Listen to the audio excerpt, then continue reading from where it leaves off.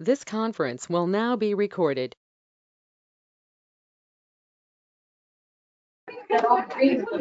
Yes. Oh, wait. Well, we have commission. I'll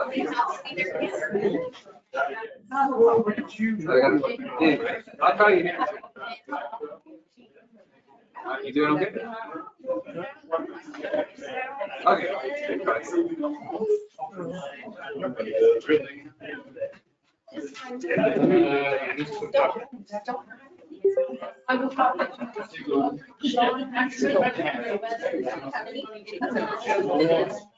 And that's one there. Different situations.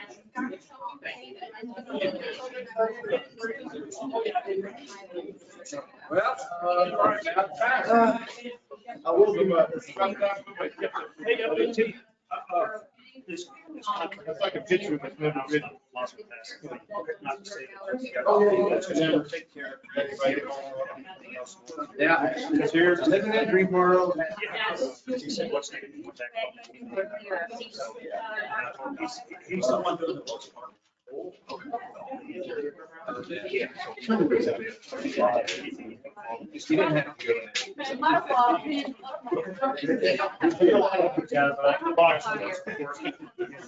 Lots of work. A lot of times they're great on the yeah. They're not here.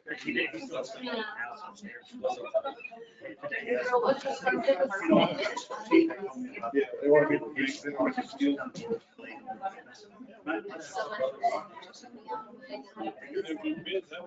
Justin's hair colors. Yeah, that's good. Yeah, that's why strawberry blonde. Yeah.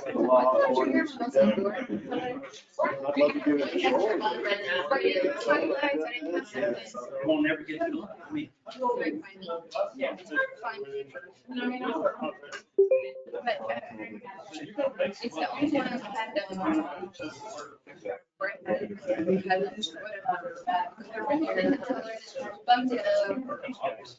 these guys.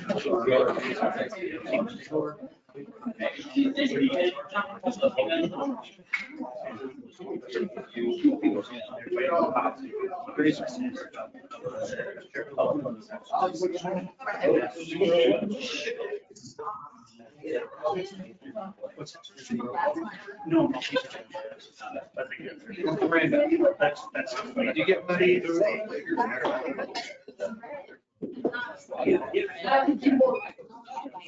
Yeah, I mean, he's doing good progress. Yeah, yeah. I just put on here. I read it last year till it gets done. Secretary. Mainly looking for the next page. We say it is. Yeah, anybody with this last name?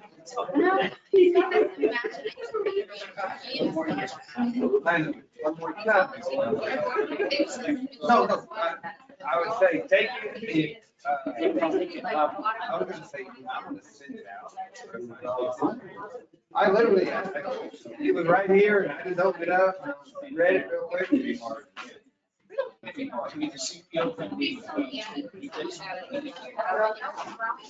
All right. There you go. 6 months rent. Boom. He was in a basket right there. That's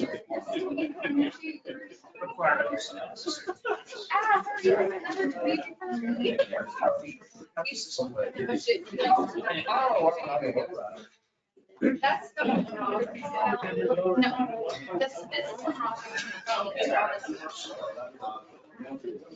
Oh, there it is. I didn't like to say too much. I can't say that either way.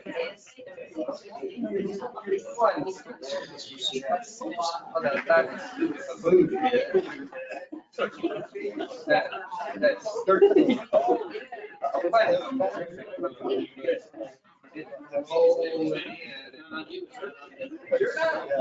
Wait.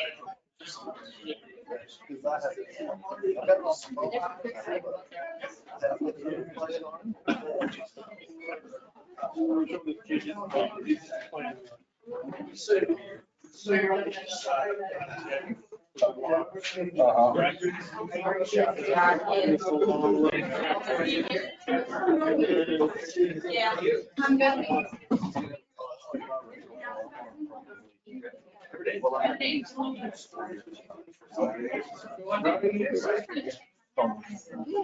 Right now,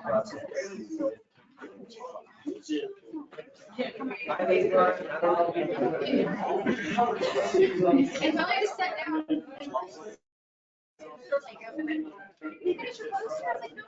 I need to, yeah. For the whole jacket, right?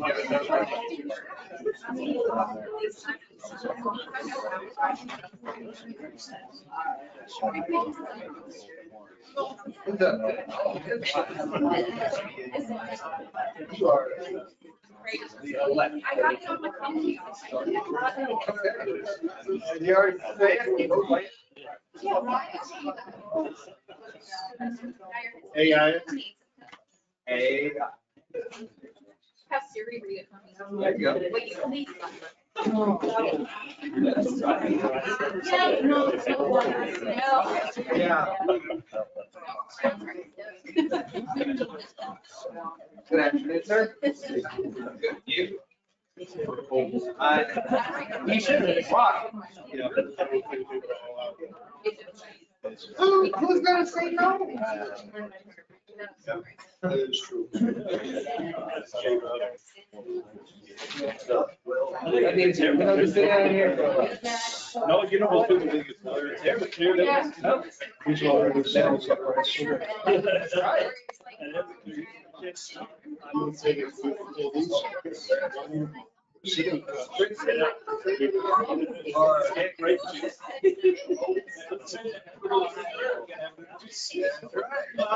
We can break bread. Good, very good. We got He stays away from me on that. He just mentioned the days at the dairy. I need something. Yeah. I need something. Yeah, I think great.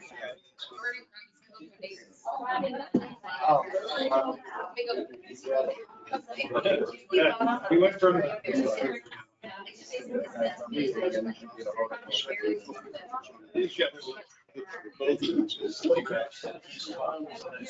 Yeah. Every time, Latin was a best. Oh, I know.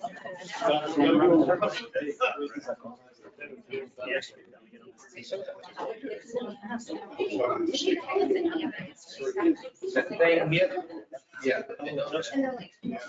Right at the state line this way. Well, and lots of sand coming that way. Yeah, I was out of my truck. I was on the sand, you can see it last year. Yeah, so I'm glad I stayed that way. If they lived there, we'd be filed in. I'm not saying. This way, like a fly.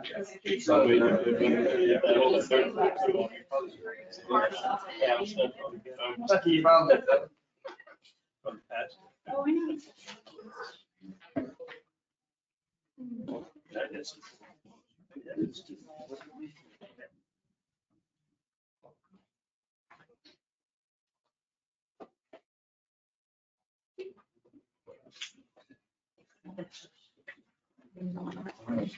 Remember, 2 minutes.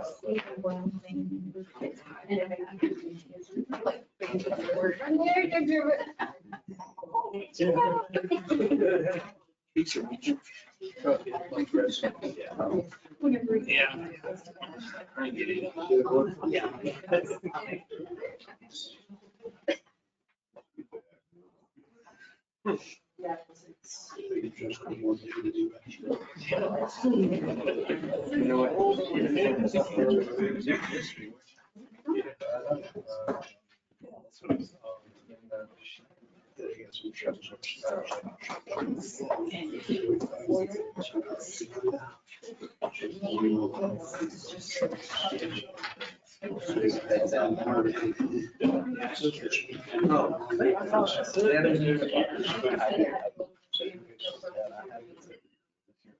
Good.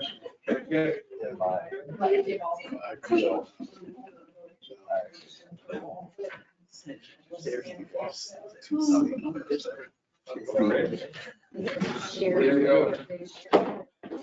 Call this regular session of the Lovington City Commission together to order. Together. Together and to order. Shannon, roll call. Commissioner Roberts, I'm here. Commissioner Trujillo, Here. Commissioner Gaines, Here. Commissioner Bowe, Here. Commissioner White. Here. Yep, you'll join us in our invocation. We bow your heads with me. Dear Heavenly Father, Memorial Day reminds us that there's no greater love than to lay your life down for another. So we thank you for the gift of your son's life and the promise of eternal life.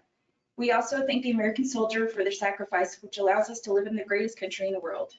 Please give us strength and understanding, shape our decisions to your liking and the betterment of our community.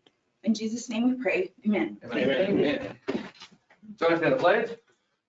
Pledge Allegiance to the flag of the States of America and to the republic for which it stands, one nation, under God, indivisible, with liberty and justice for all.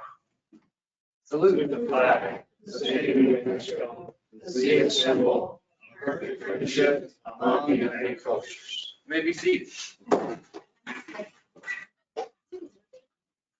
Mr. Mayor, I'd like to make a motion to approve the agenda as submitted.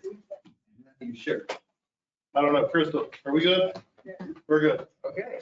And just a question. About, Did we have to do anything with that? we'll have to do it in, yeah, at that point. Okay, second. Okay, I have a motion second for the, approve the agenda. Any discussion, corrections? Shannon, roll call vote, please. Commissioner Trujillo, Yes. Commissioner Bowe, Yes. Commissioner Roberts, Yes. Commissioner Gaines, Yes. Commissioner White. Yes. Mr. Mayor, I'd like to make a motion for consideration of minutes of May 13th, 2024 and May 23rd, 2024. Second. Motion second for the adoption of the minutes. Any discussion, any corrections, additions? Hearing none. Shannon, roll call vote, please. Commissioner White, Yes. Commissioner Gaines, Yes. Commissioner Roberts, Yes. Commissioner Bowe, Yes. Commissioner Trujillo. Yes. And just to our commissioner staff report. Ms. Shannon, do you have anything this evening? No, sir. Nothing. Ms. Gass? Okay. Okay, I'm glad. Chief? Yes, sir. Mayor, Commissioners, Mr. City Manager. Officer activity for the following dates, May the 12th through the 18th. Call of service is 339 with 4 alarm calls, 7 crashes, 123 traffic stops with 82 citations, 6 arrests. And from May 19th through the 25th, we had 354 calls for service, 4 alarm calls, 9 crashes, 128 traffic stops with 68 citations with 12 arrests. Code enforcement's activity for May the 13th through the 17th were 62 citations and warnings for weeds, tall grass, and other property that needs attention. 8 mobile homes or RV parks, follow-up issues have been corrected. Illegal parked vehicles or semi-trucks was 4.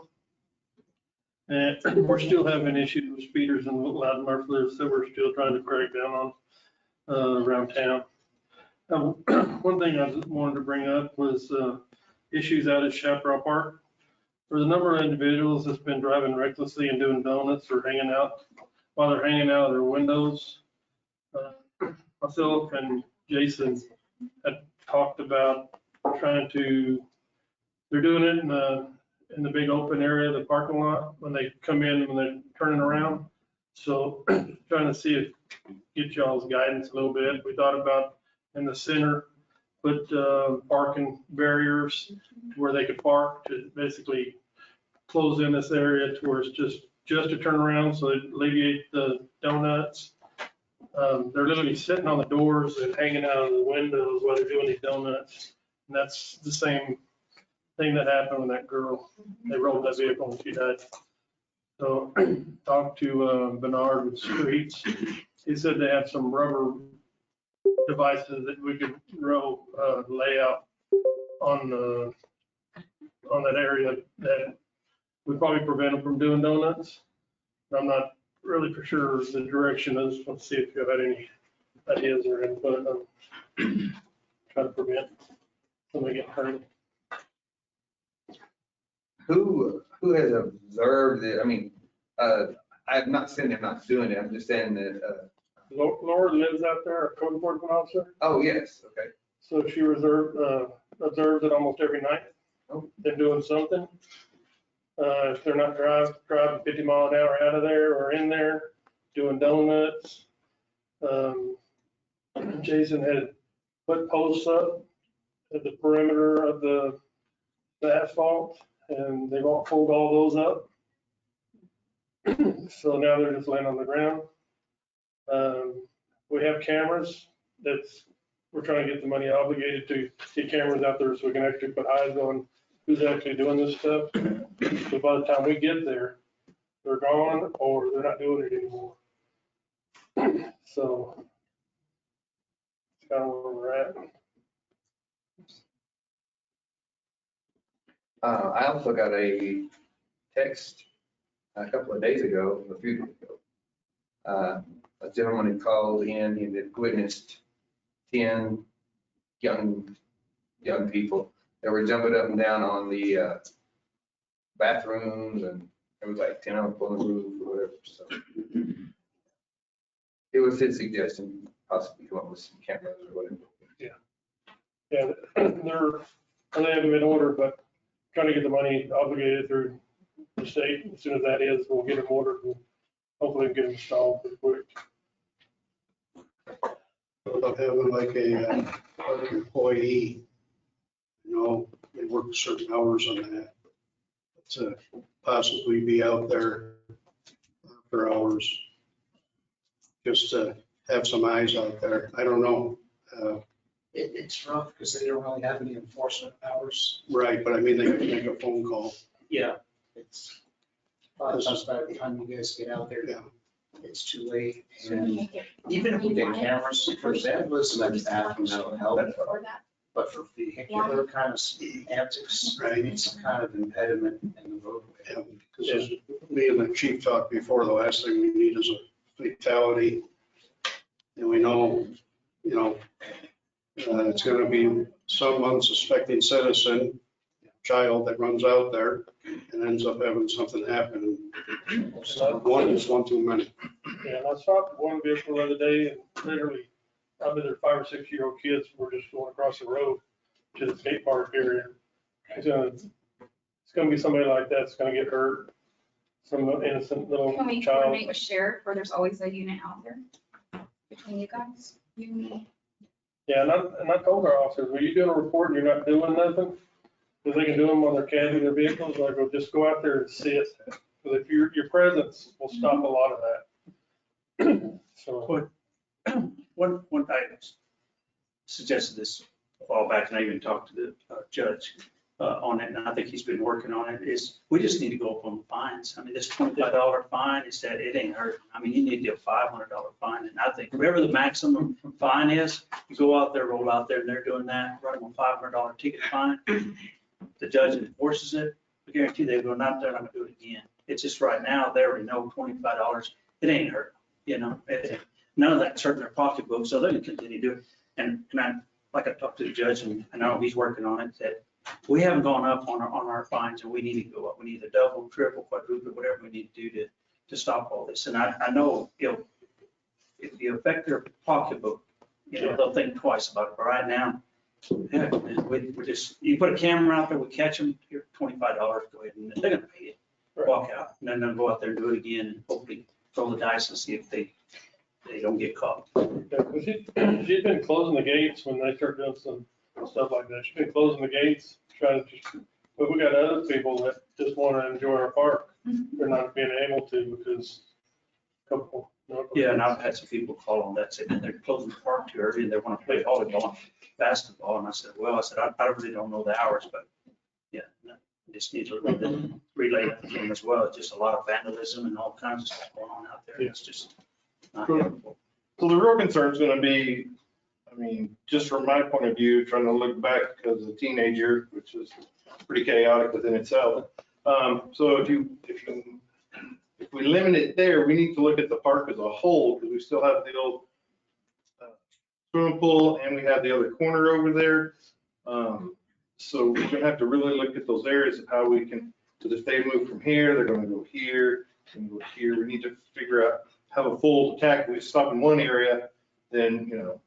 Yeah, maybe if we can just identify them as a person, because the group is gonna be the group regardless of where they're at. Right. We identify them, maybe that'll help.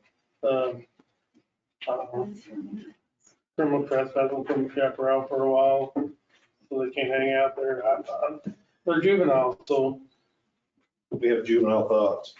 and they got juvenile rights, so it's Yeah. not like we can incarcerate them real easy to really get the impact that you're looking for. Maybe it's the fines. It is, that's always been the. I always say Impound that- and be impound a vehicle. They could.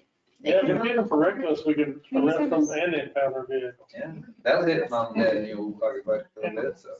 And if mom and dad, if they're unlicensed and mom and dad give them permission to drive, we can give them tickets too.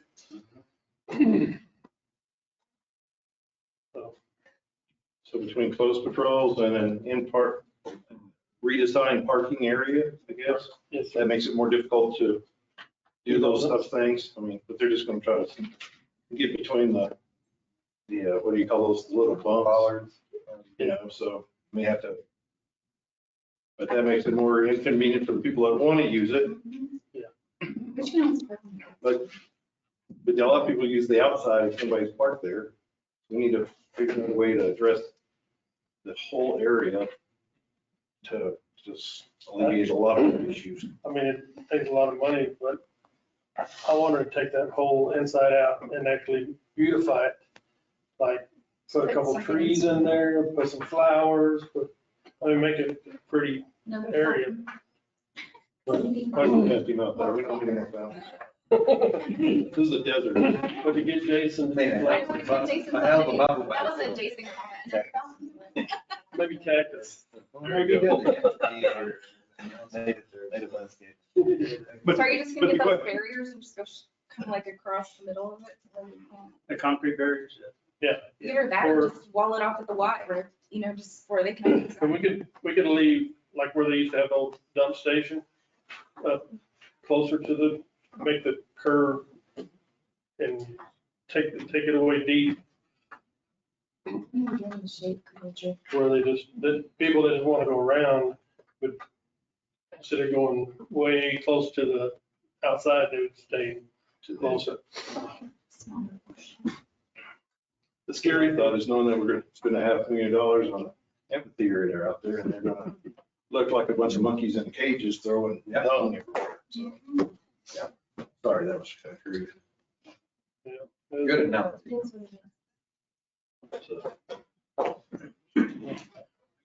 Or maybe them cameras, when you put them up, maybe they could be where somebody can monitor, when your patrol cars can monitor that camera be a Like, web. where we're monitoring from the police department. Yeah, So, yeah, or on your phone, whatever. yeah. So even if it costs $20,000, all that vandalism they've been doing out there's already costs a half. Yeah. So I mean, you do the math, 14,000. yeah. I bet we're pushing it closer to 2 or 3 mil by the time we figure in the swimming pool, all Oh, the yeah. repairs there, all the different damages to the other porta potties in the community. We have a rash of something that we need to figure out a way to minimize.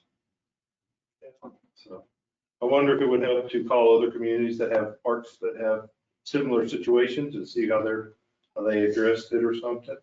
Yeah, my initial bid for cameras ended up being like 80,000, but it was to cover the whole walking path, the whole 9 yards. To where if anybody's walking early in the morning like the older people do, we would have eyes on it.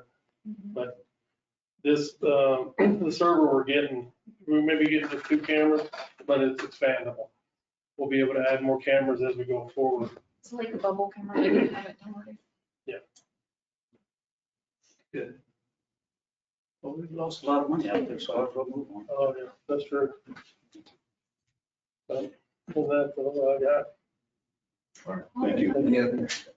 Any other questions? No, sir. Thanks, Chief, appreciate it. Thank you. Fire Chief. All right, Mr. Mayor, members of the commission. So the emergency siren system is completed on the fire department side.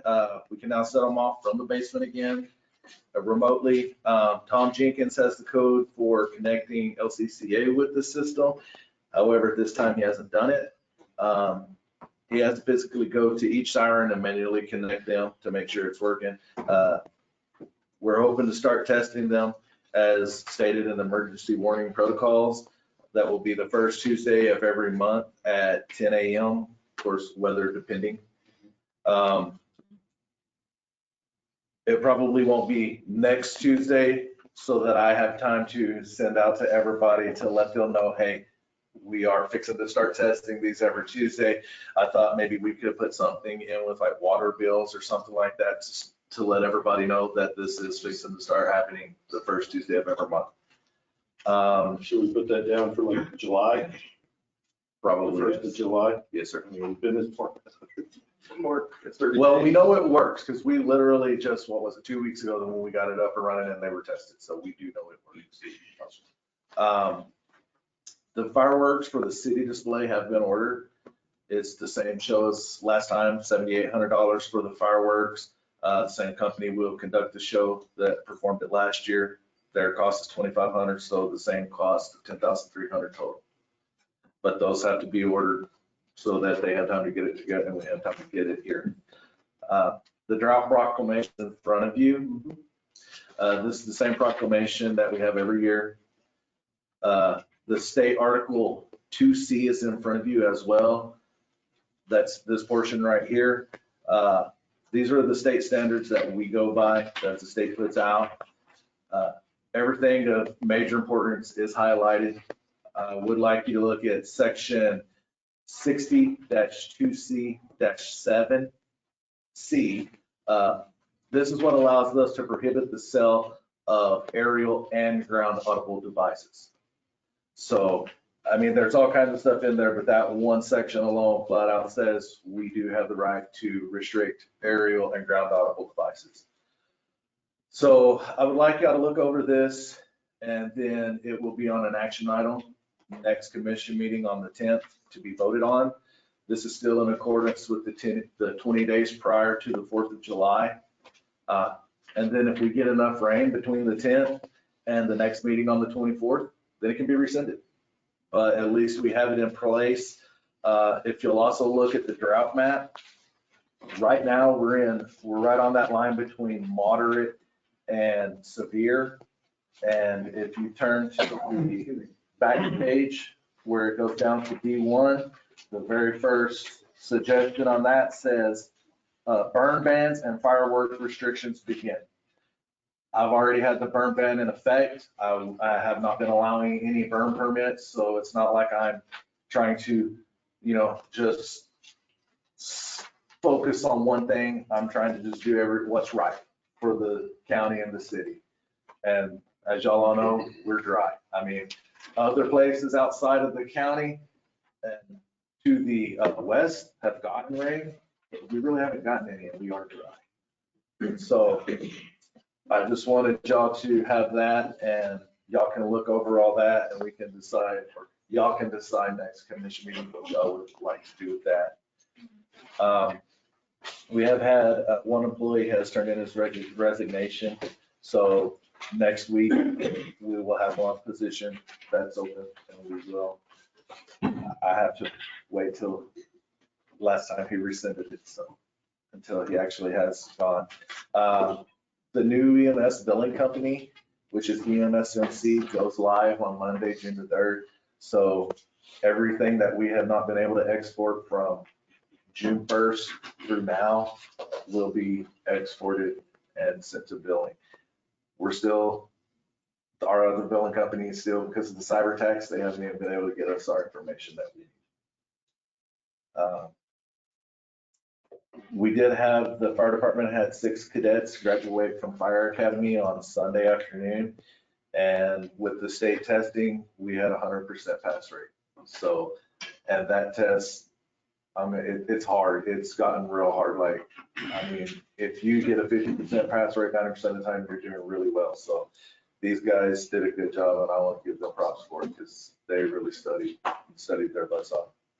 So other than that, I have nothing else. I will stand for any questions.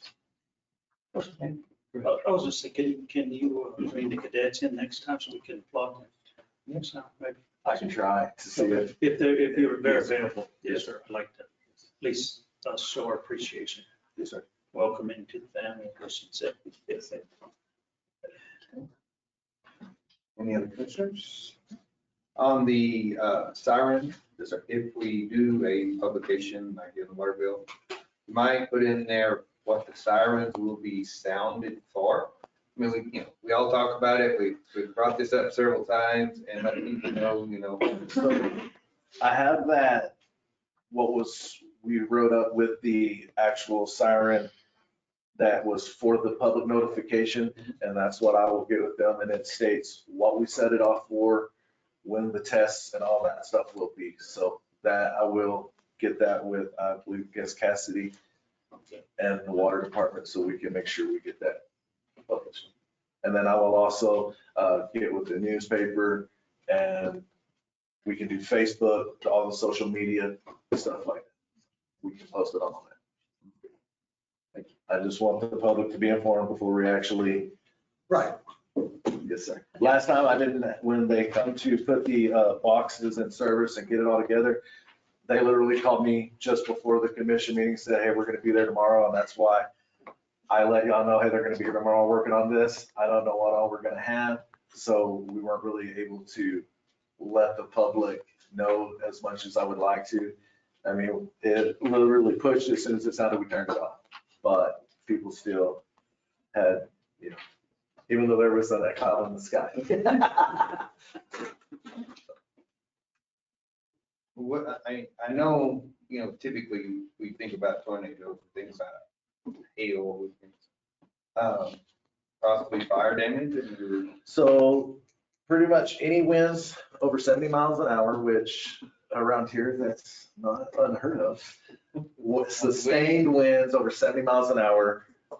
So it's gonna blow about once a week, what you're saying? And that is a test. It's anything that, break trees, blow trees down, blow power lines, that kind of stuff. Hail, golf ball size or bigger. And then of course your tornadoes and that kind of stuff. Yes, sir. I mean, And it states all that in that public notice. only bad thing is that in the 70-mile-an-hour wind, You're never gonna hear it. you're never gonna hear it. Somebody down, to the east may hear it, but that's. Different state will hear it. Yeah. It's coming your way. Yeah. Well, thanks, Chief. Yes, sir. Commissioner Bolt. Yes, I'd like to thank everyone coming tonight. And a couple things. I'd like to expand on Skip here a little bit. It's dry out there, and I would ask that people use common sense when they're driving down the road. Don't throw cigarette butts out windows. And we've had a couple little side of the road fires from that. When you guys are, when people are using trailers, make sure your chains are hooked up. Chains going down the road can throw sparks and start fires too. And I mean, I need hooks on the end of it. with clips, yes, yes. And, but as I said, sometimes when fires are easy to put out, you can put them out fairly quick. Other times when the wind's blowing 60, 70 miles an hour, you're burning thousands and thousands of acres. So I would highly recommend that, people use common sense, especially during, all the time, but especially during the windy season. Couple other things, Parks and Rec, I want to tell you guys, thank you. I know the splash pad is up and running. We got some mulch out at the parks for the playground equipment. I'd like to invite people to go out there and use it. Thank you very much. Just be careful on the east side of the park where there might be some young people driving cars, so just be on caution. The cemeteries are looking nice. They're out there trimming them up.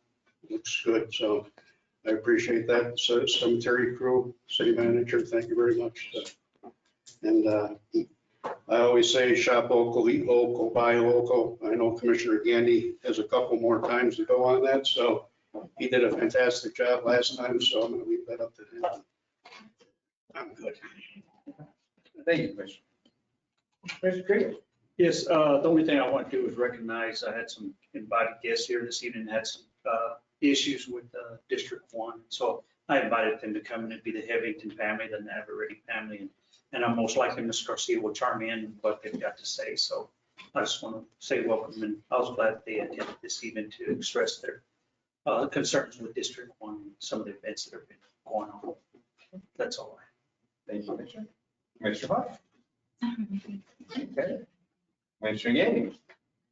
So the last time we had a meeting, or last time I was at a meeting, because I had a meeting in between. That's never something. It's not your fault. I fell off the back of the motorcycle on me. But so the challenge has been to shop local, e-local, and bank local. So my question to you is, we had a business that was crying out for help. How many of you actually helped the business? How many people stopped, took a few minutes and went and at least looked in their shop, whether they purchased something or not? Did anyone go?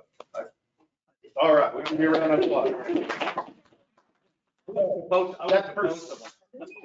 Okay. So I encourage you again, take the time, look at your local merchants, see what they have.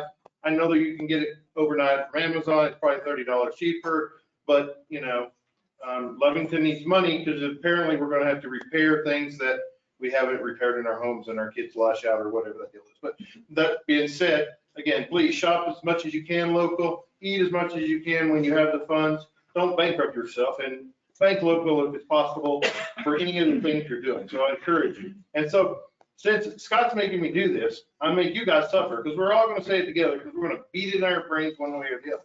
So on 3, we're all going to say shop local, eat local, bank local. Ready? 1, 2, 3. Shop local, eat local, bank local. Other than that, I have nothing else.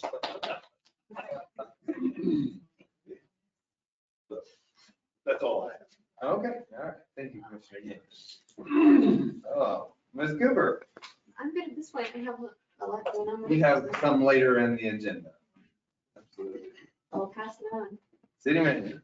Mr. Mayor, Commissioners, members of the public, as you know, the city of Lovington was awarded a $500,000 outdoor recreation grant through the state of New Mexico Outdoor Recreation Division.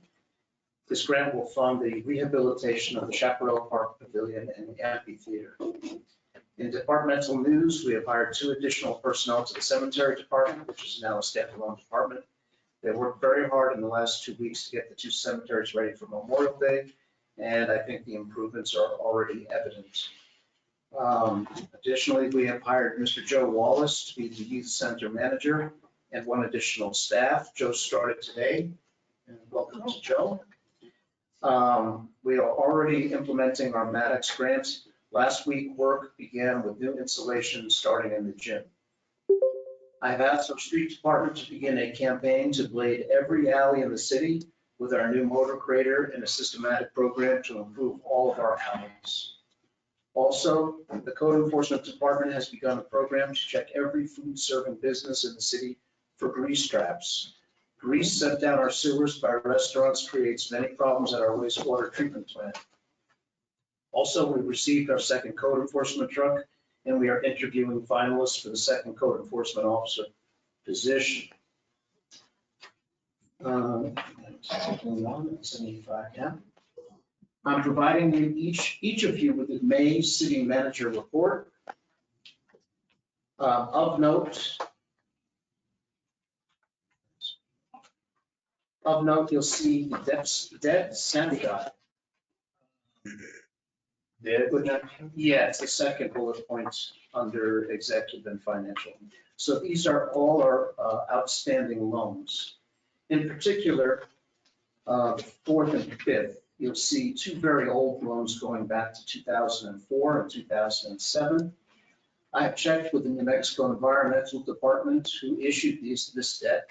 There are no prepayment penalties on these loans. If the city ever decided that we were in a comfortable enough position to pay one or possibly both of these loans off, and I've talked to Ms. Cooper about that, and might be something we may want to look at towards the end of this year. On the second page, Laura Brock included for its month of March, but I thought it was very informative, a spreadsheet about activities at the animal shelter. So thank you to Laura for that.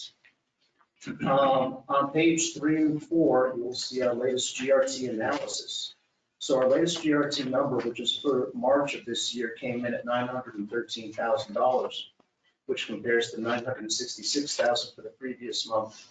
And it compares to $900,000 for the same period a year ago. Our current 12-month GRT trailing average is $935,000. So on page 3, you'll see the March GRT analysis going back 10 years every March.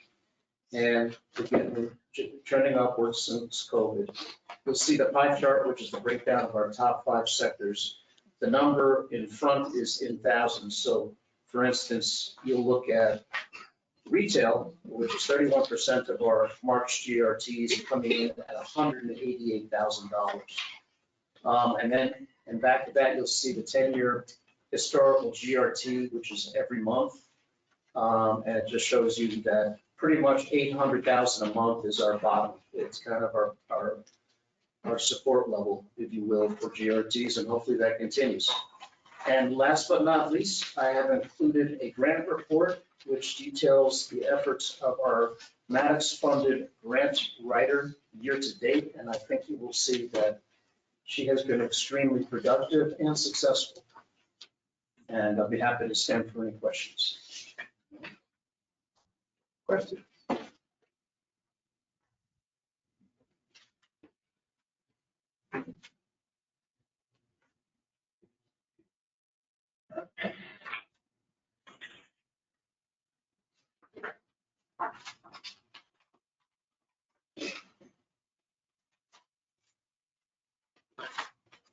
While we're looking on the debt snapshot, the fourth item. Yes, sir. I'm so sorry, excuse me. That is the 343 that's secured by the city. That is the only part of it we owe, or? No, sir, that's basically what we have to pay towards that debt every November. So that's like 1 year's payment that we hold in an escrow account. But I think currently what we owe is at 1.9 million, but obviously if you back that 343 out, what we would pay off would be 1.6 million and change. Goes back to 2004 for the wastewater treatment plant. The 2007 grant loan was, I believe, for water meters. Both of these we could pay off at some point, potentially with no prepayment penalties. For the 2004 loan, again, it would save us $343,000 every November. And I thought this would be paid monthly. Right, yeah, the other one. So I don't know, It's about 15,000. 15,000 a month on the fifth one here. So it's 180 a year. What were the terms on that? On 2004, do you know? It was refinanced at some point in time. Most of these have been refinanced, and so they're within certain. I do have the terms, I don't have it with me, but I will. I don't think it's a terribly high interest rate. I know, but it's a 20-year project. By the time we even get close to paying it off, if we just continued this, it'd be time to reinstate the treatment plan. So, And that was part of our thinking too, is use part of the fund balance and just pay them off, because we may need to actually get a really big loan to do what we need to do. Yes, basically cleaning up our balance much. Well, just be careful. Sometimes, I mean, if you look at the trend, that tells you why you don't pay it off. And right now, you see the trend, it shows real high right here the last 2 years. And so that's why we're able to do what we do. But you get these other 6 years in between that, and it shows you how you're trying to balance everything within that 6 years and pay everything, and it can happen again tomorrow. And I know, and the only reason I say that, and it's not, nothing against whatever, I totally agree, we need to pay it off.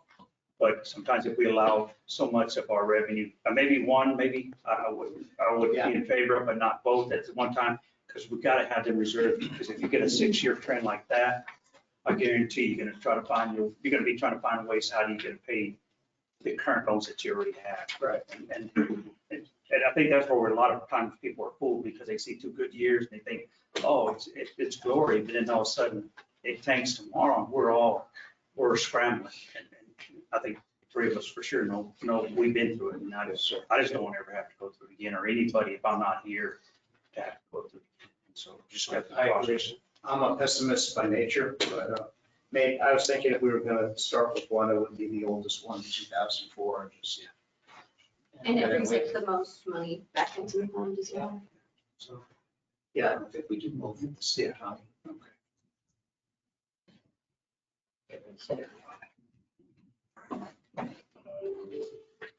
Any other questions?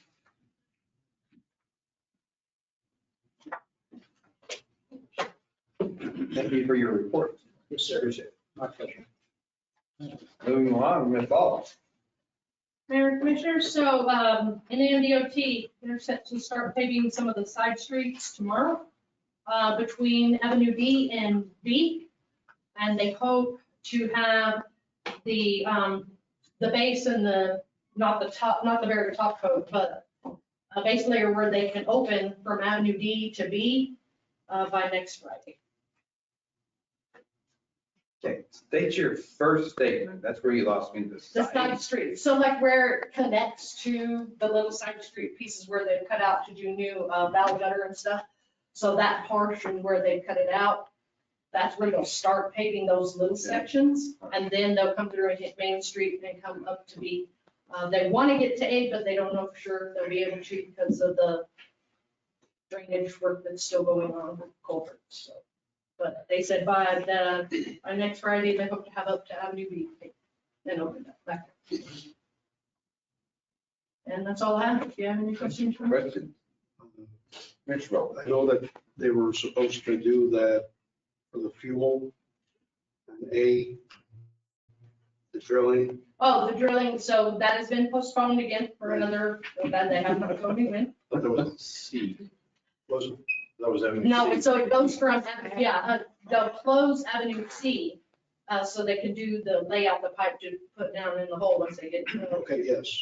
So it'll be C. So that's why they want to open up to B. So when that gets ready to start, we're not having a conflict of both areas being closed at the And same that's what I was just wondering if there was going to be an issue with them doing that. That's why I've been pushing to get that done, because I told them pretty much Wells Fargo, that cuts off any traffic to get to them once we close C, if Main Street was still closed. And Right, I didn't want to see that happen, Right. so. okay. I just figured I would ask. So the way I see it is they'll go down Avenue C, Mhm. up towards and into the fuel tanks at all subs. Right. Under, Back over. Right. yeah. We want to go under, we don't want to hit. the Oh, fuel tanks. excuse me, under the fuel tanks. And maybe we just siphon a little off. Just Good city pump right there. They will come like over on Love Street. They're, we're loving it. Okay, I just wanted to check on that because I knew there was somewhere in the area and just wanted to make sure we weren't getting ahead of ourselves. Thank you. Any other questions? Thank you, Ms. Ball. Appreciate it.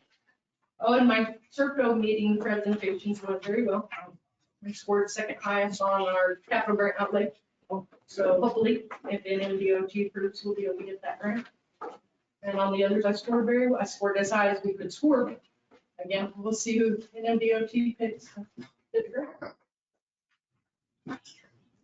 Well, we hope, thank you for your work. maybe we'll be changed. Counselor, how are you this evening? Well, thank you. Yeah, I don't have anything new, Mayor, Commissioners, I do have some comments on that, so I'll reserve that till then. Happy to answer any questions. Questions at this point? None? All right. We'll move along. Brings us to our public comment time. We welcome you to come forward to the podium. Please state your name. Give us a quick, gentlemen, you go ahead and start moving this way. It'd be good. Anyway, tell us what you want us to hear. Try to keep 3 minutes or so, and we'll get through it. My name's Tim Boyson Jr. I'm with the American Legion. My name is Tim Boyson, the commander of the American Legion. Our goal right now is to retire flags on June 14th, which is Flag Day. And we understand that there is no burn permits. And we come to you asking for a variance on a permit so we can retire those flags. We will be bringing in a barrel, possibly 2 barrels. At the American Legion? Is that- Yes, we'll order them at the American Legion. In the open field, dirt field we got. So I was the one that asked them to bring it to commission. What we can do in a case like that, the same thing we do for the high school football field or the football team when they do their bonfire for their homecoming, is I can have one of my trucks on scene while they are burning to accommodate for that. The only thing I do ask is in the area where you're burning, make sure there is no grass whatsoever. Well, we're doing, we have that trash barrel over there. Trucks been going in there and knocking down the weeds and everything else in there, and that's right where we're gonna do it. When there's no partying weeds or in there. That would be my suggestion. I think we're decide that area because of the weeds and everything else. But I know part of that lot on the north and south side has a few weeds in it around the building. And so, Well, I'm sure Skip will work with you and make it happen. okay. Yes. So how would citizens donate their flags to be burned, the ones that if they have damaged flags that need that done? We just went today, we just dropped off the people who dropped off flags in the back, in the back. Or they can give me a call or give Tim a call and drop them off at their house if they want to. Okay. Because right now we have probably 5 flags from here to here, about this high, about 8, because we haven't done it for a few years. And people have been donating the flags and everything else. Cities have been donating their flags to us and everything, so. And we even get flags donated by a lot of our businesses in town.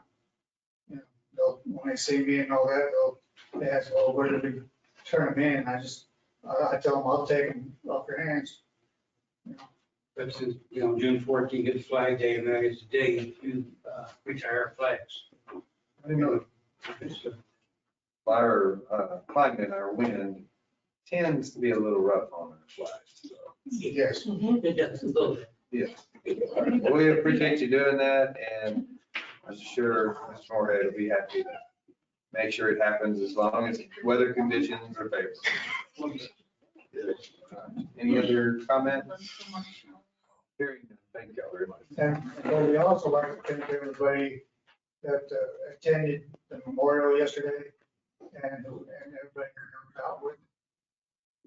Because it turned out great. And I do commend the cemetery. It's looking pretty good. Good. So that's everybody's looking at. So we can help on Saturday also. and Sunday, because we were out there on Saturday and Sunday, marking all of the veteran flags. And then Monday, we went with all the flags on the veterans' graves. And evening, we took all the flags down, and everybody came out, helped do the, we do appreciate that. Because there's only a couple of us in the American Legion itself that are doing most of the work. I'm trying to get it to build up a little bit better. Get more help. Thank you, and Thank you.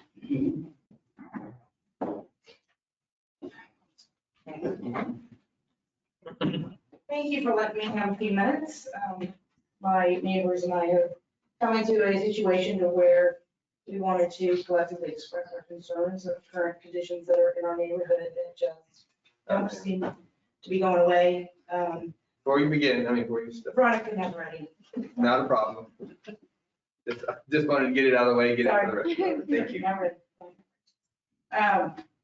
So Joe, you mentioned that you had asked for $80,000 for camera systems in the park. Well, we've got citizens that have actually submitted video to the police department and being told that they can't do anything about it because they weren't caught in the commission of crime. So we need to find out where that middle ground is, that we can figure out how you can help us find an applicable situation until we can clear this up, because we've got people that are, one of the ladies that they keep coming on her property is 80 years old. So it's not like she's gonna get up in the middle of the night and run off. So can't use imminent force, because that's what I like to do. But my house is on, I joke around, and it's not funny, but we call it Meth Head Alley. I would ride at Madison and Love Street. I can come out at 11:30 o'clock at night. The other night I came out, there was a gentleman walking with a bicycle, no wheels. So we probably took it from somebody's property. I'm willing to give him the benefit of the doubt. And it was given to him and he was picking it up at 11:30 at night, but I think unlikely. So I've got video, my neighbors have videos of them on their property. They were told that they had to put up a fence, that they had to post no trespassing signs. And I actually looked for the code, the city code that actually stated that, and it's recommended, it's not required. So if there's videotape of that commission, in the commission of a crime, what else do you need to actually handle this? Because the same guy that's walking down my neighbor and threatening to kill my dog because my dog barks at him is the same one that's in Miss Evingson's property. So we need some help. It's just gotten to the point where we just need help. Yeah, come to the police department so I can see what y'all got. But as far as that property goes, we've already contacted the owner of that property. And she's working with us to get the property demolished. Okay. So we're in the work to actually get that house tore down. But she don't want nobody there, and she lives out of town, so. That would be lovely. So we're working on that. So on that being another, kind of segue into my next one, is right behind my house is about five rusted out automobiles that enough that there's cactuses growing through the chassis. So when I asked the gentleman who owns the property what he was going to, if he could possibly get rid of them, his comment was, no, they're fixable. They're working. They still run. I know this because I put a cactus in the chassis myself. That's why I know it's there. And I'll get fined. If I get fined, I get fined. I'll pay for the fine, $25, right? So, but obviously it's not on film, so we can't say I did it because it wasn't in a condition of crime that was viewed on video. So everything it just depends on it just depends on the crime that's going on and whether they want to file a report or not, file a report. And the frustration is just, I'm drowning in it to where I'm wanting to help my neighbors with my cameras that I have. My neighbors just got property stolen out of their shed or out of their, it's a corner lot. But now I've got meth heads that sleep in the trunk of these cars that have been sitting there I've been in the house for 6 years since my grandma passed away. So I know it's been at least 6 years that they sleep in the wintertime, they sleep in the trunks. There's a skunk family. Now there's a family that lives behind that little area that they're little kids. So if there's any skunks that we're gonna come out and bite, it's gonna get that. So. On the west side of It's on the north side of, if you're, it's the north southeast corner, southwest corner of North, south, East and Madison. It's that entire building, it's back behind that entire building, it's part of that property, which again, weeds are up here, so that, you know, cat families are breeding in there, and rats are prevalent, and it's just all these little bitty things, so. It's code enforcement, it's law enforcement, and like you said earlier, a lot of times, my son works for the county now. That has walking in front of my house anymore because my son comes for lunch and sets his unit out in front of the house. Leaves it running, so they tend to go through my alley now. So. And then the other piece was, we talked about it last time, was the commercial vehicles on residential property that we were gonna get a committee together, and just wanting to know where that stands. Because we've got these guys washing their, I mean, at the end of East Street, it like dead ends into, I think it's.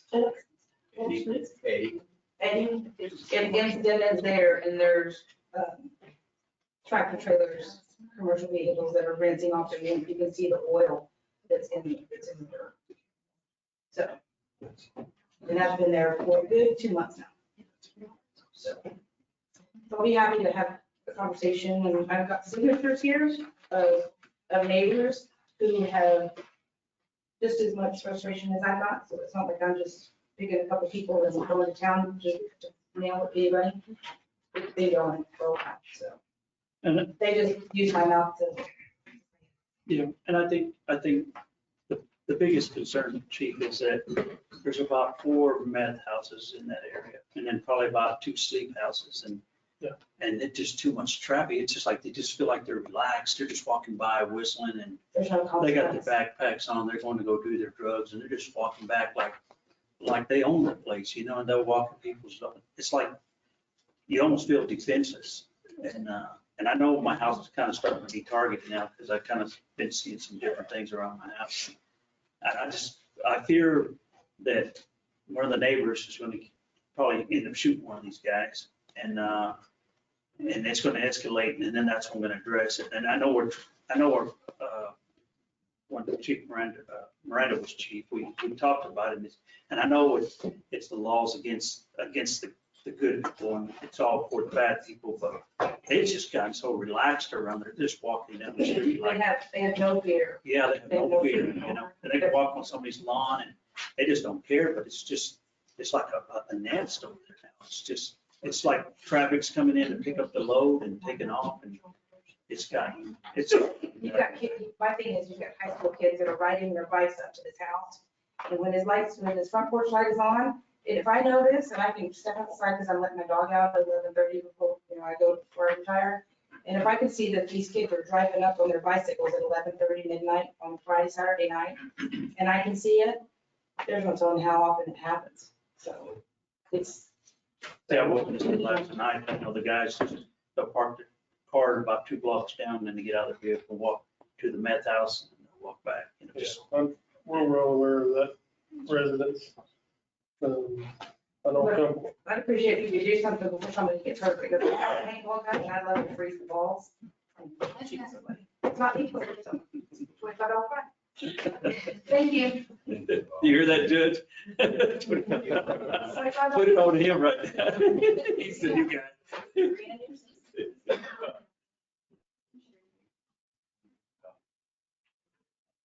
That's probably the signatures if anybody wants them.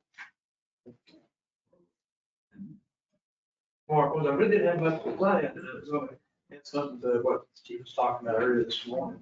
Or while we were debating, I did have a couple of juveniles in my courtroom this morning on a citation that the code enforcement officer had written with bad intentions, but they couldn't enforce it in laws. But what I did is I had them bring an adult down and kind of dismiss the charges, but I did have to talk with them and the adults to explain the severity of the parks out there and what we're going to try to do to enforce that in there. So if they do get into the courtroom, that we will have the options and there we will enforce it to the full intent.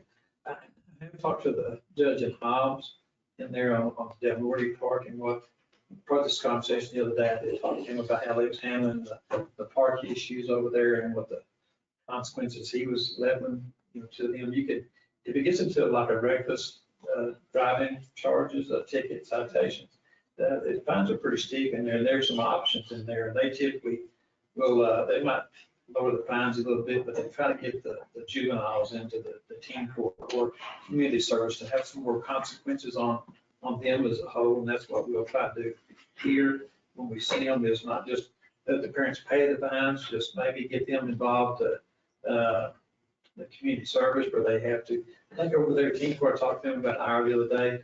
Typically on like a reckless driving charge would be about 110 hours of teen court. And that they'll have to do quite a bit of community service. So we are addressing that. And I'm looking at the uniform codes in there to, I have to get with the counselor to figure a few things out, how the process is. I will be talking to some of the contacts I made in Albuquerque at the judges convention the other day. I will visit. I got contact with the Eunice as judge down there, and then the one at Artesia too. Kind of similar town sizes. He's a little bit smaller, but they do run a lot of tickets through that town. But the oil traffic they do have, see how they're handling their park situations and their fines and their stuff. Hobbs is a home rule. Their fines stuff is based a lot different than what Lovington's will be. So I'll have to kind of get with them other judges and see how they're doing. I know the commission sets that them rates in there, but we'll see how they progress through that. Hobbs has already did theirs 10 months early on this, with the fines do get lowered on July 1st. That $29 goes away in there. So Hobbs on their general tickets, their commission voted them in 10 months ago. They raised them $29. So they kind of double dipping the last 10 months in there. So July 1st, it'll go away back to their original fines is what it is. Because some of the fines are so low, they're not going to have any effect on anybody. And I will be getting with Chief and get some directions on them that when the juveniles get a ticket, I'm going to try to sit in my courtroom before them. I don't want just to come pay a fine. I will try to, I told my clerk to have them schedule a meeting with me in the office, or we'll schedule a day for the juveniles to come before me. So hopefully they have a little bit. I talked to them pretty good this morning. And the law about 2 years ago was 5 days minimum time in jail for a reckless driving ticket.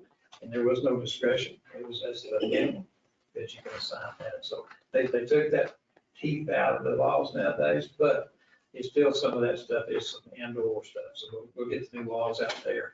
Our books are not quite up to date, and the computer is hard to figure anything out in Mexico with the uniform traffic laws. And they can tell you what the fines are, they don't really tell you the and/or stuff in there. So I'm having a little bit of difficulty with that, but we'll get that figured out. So, but we'll try to help the best we can as far as the courts.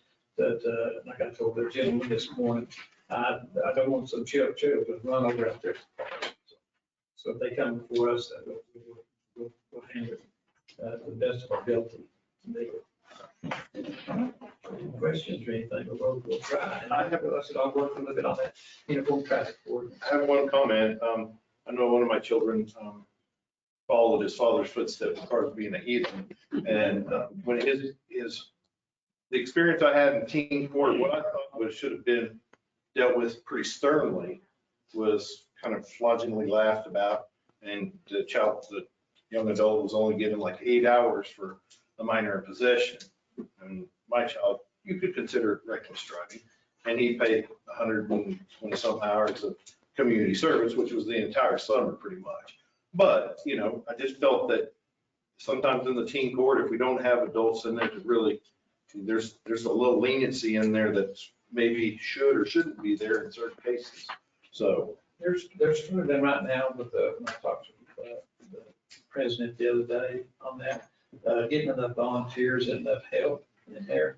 So they're trying to restaff up and then get the Judge Arthur over there has asked them to do certain things in there before he'll send more stuff in there. So I would be with Judge Arthur and see how they're coming along, make sure that they understand that we got to have the consequences in there, but also got to follow up.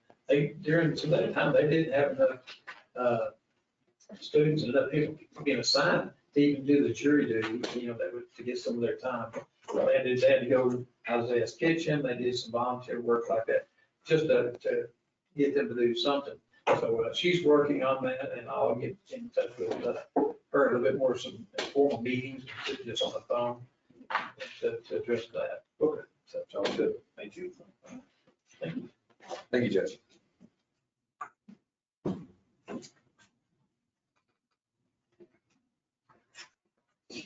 Anyone else?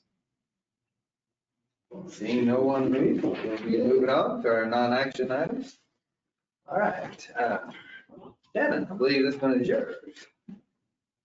Yes, we have about 3 positions that are coming open on our lawyer's tax. Callie Richards, she has resigned her position.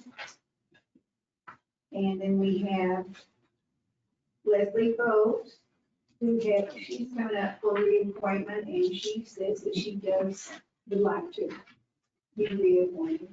And Betty Price, her is coming up, and she would like also to be reappointed. So we're going to advertise to see who else would like to be appointed to the board. And then in the next meeting, we'll have. Make sure you add the requirements to the advertisement. Thank you. Yes. We can do that. Speaking on that, Bristol, I've heard, and this is within the group that's here, RV parks they were on part of lodger's tax, and I heard we weren't supposed to have that. And I know that's not your. So lodger's tax on RVs is if they're there for less than 30 days, and that is up to the individual park owner to keep that record. They're supposed to pay that lodger's tax. If they have all their RVs, which several of the RV parks are claiming that they're there like permanent residents, they're there way over 30 days, so they're not paying the lodger's tax. So then again, it would be if like one of these says, yeah, I'm in the lodging industry, but they never pay a lodger's tax. I wouldn't think that puts them in the lodging industry because they're more of a permanent residence. I mean, that's where, what are you saying there? 'Cause, yeah, that's all. Well, I would say we need representation. If we are going to continue to have RV parks as a possibility, then we need representation. Because we do have, That don't pay their lodger's tax. I'm not in it anymore, but we did have people that would come in and be there a couple of 3 days, and then they'd be moving on. So I'm not going to say all parks, there are some of the parks that don't. And I can reach out to the ones that I know that do pay the lodger's tax and see if any of them would be interested in this, because that would be part of the lodging industry, and we do need 2 of those positions. Okay. Thank you, Shannon. Any questions? Very good. Okay, moving on. Mr. Gaines. Yeah, under your hat, here we go. Resolution 2024-035, approved professional service agreement between the city of Lovington and Norley Hospital District Community Paramedicine Program. Okay. Let's go ahead, if you would, amend yours. Are we going to table it, city manager? Mr. Mayor, Commissioners, I think we'll need a little bit more time on this. The city attorney may have some commentary, but Chief Moorhead has reached out to the 2 finalists for our insurance broker / carrier to provide some kind of documentation as per the instructions of the city attorney about liability coverage. So we're almost there, I think. Patrick may have more to say, but yes, we need a little bit more time on this. Since our last meeting, I did talk to Norley's attorney, went over a couple of the issues that we addressed here at the meeting. They said that we look at those changes, the pretty minor changes, they don't change the substance of the agreement. I'm just waiting to see what happens with what we take as far as insurance and what their position on it is. if for, like I said, if for some reason we're not covered under our standard policy, what we see as a municipality, there's still that option to visit with them and say, if we undertake this, what would that be? That would be. So I think we're just waiting here. Just for the commission's information, the chief financial officer had a little discussion from Norley, had a discussion that if it's going to be extremely tight to try to get it in by July 1st, because after we approve it, because there are changes, then it'll have to be approved at their board meeting, and they post. She gave me the dates as I was coming in.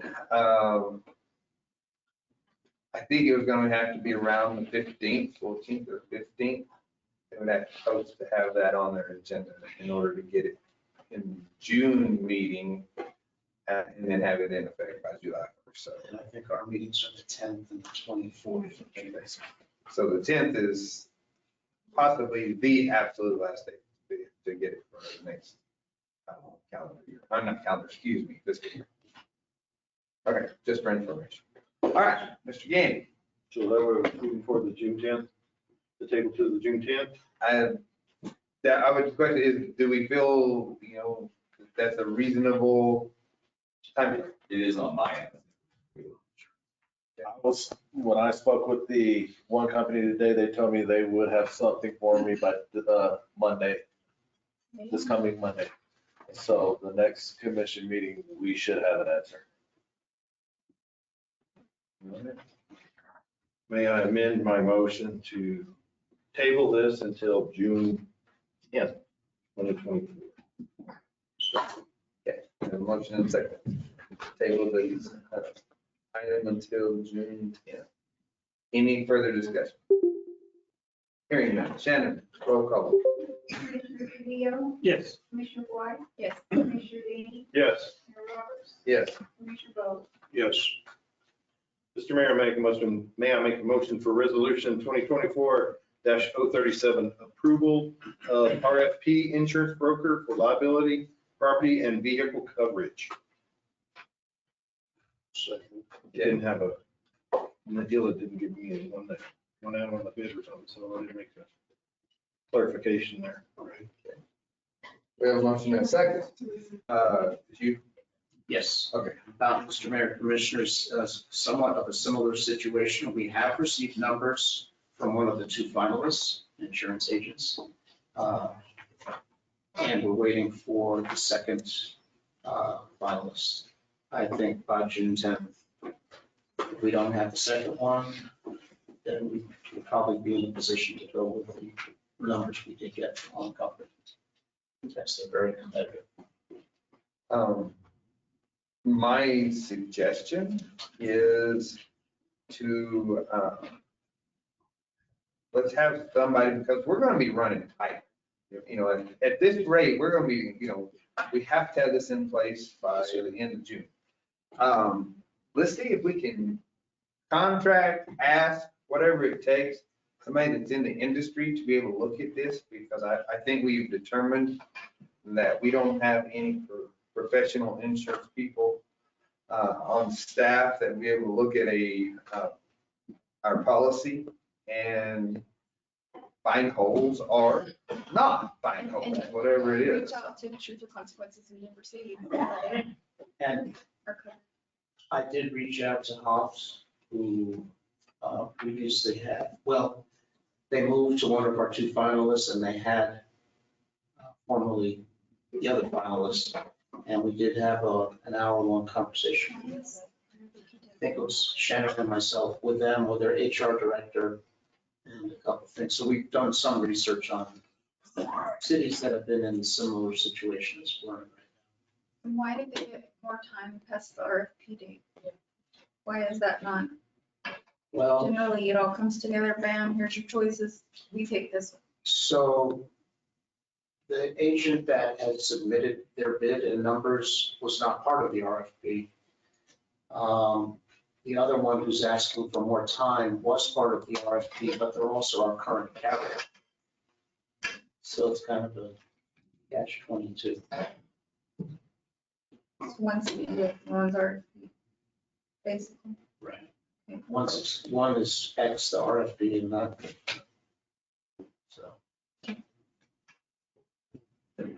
My practices again, Mr. Mayor. Okay, table my motion to June 10th, 2024. Okay, we have a motion and a second to table this again. Any further discussion? Hearing none. Shannon, roll call. Commissioner Gandy, Yes. Commissioner Bowe, Yes. Commissioner White, Yes. Commissioner Trujillo, Yes. Mayor Roberts. Yes. Mr. Mayor, I'd like to make a motion for resolution 2024-042. Somebody forgot two spaces. Adopting the 2026 through 2030 Senior Citizen Infrastructure Capital Improvement Plan. Second. Okay, motion and second. Adopting this resolution. That's Betty. I'm sorry. Hello, everybody, commissioners and everybody. I'm the director of the Lovington Senior Citizen Center. And this is our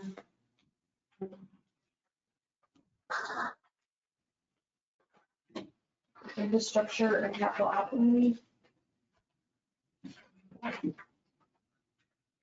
that we have put together.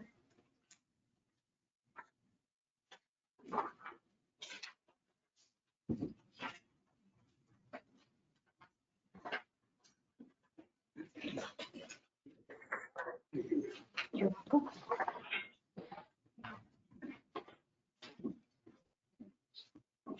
Okay, we made our notes and developed an ICIP for this. We've prioritized it in the order we thought it was necessary to do. The senior center renovations, we need to improve our accessibility for our seniors and our safety for our seniors. There's, our sidewalks need to be up to code, our doors need, our handicap doors we need more of those, we only have one.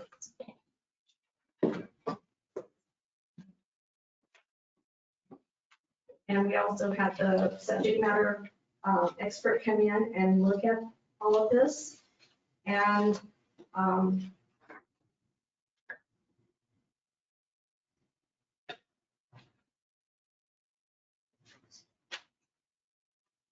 sorry.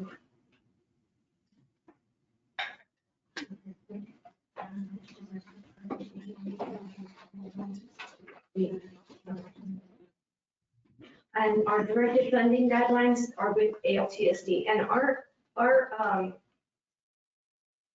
ICIP and infrastructure, all of this goes through long-term aging and long-term services. We don't have the same one as the rest of the city. Ours is separate, and it doesn't even go on the same schedule as the cities. And that's- No. Just to be clear, so this has been submitted to the state and it was submitted on time. Yes, it was. If I'm not mistaken, this is a federal program that the state directed. And I think that may be why yours is different, but again, that's the limited, about my knowledge. Yeah, they get the funding and then they put it out to the different senior centers around the state and tribal agencies as well. So this plan helps her get that funding. Yes. So that way, because if she doesn't have a plan, she's not able to even file for this type of funding. Yeah, and I can't apply for other things either because they always ask, do you have an ICIP in place?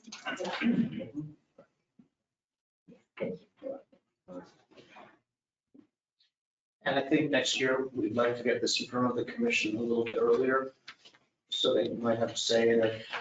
But I thought it was important to kind of show you, even after the fact, kind of the direction they were going in, but next year, we'll get it to you sooner. I don't know if this has ever been done in the past. Up to my recollection. I think it did the year before. Mrs. Kerman, Senator Kerman approved most of it. Yes, I've gotten 2 food trucks with the money from Senator Kern. So we're just trying to be transparent with the commission, sir. No, it definitely seems like good infrastructure repair that's in here, except for the ICI. Secure parking lot for the employees, which now is just an empty piece of land, and ADA compliant sidewalks, ramps and doors.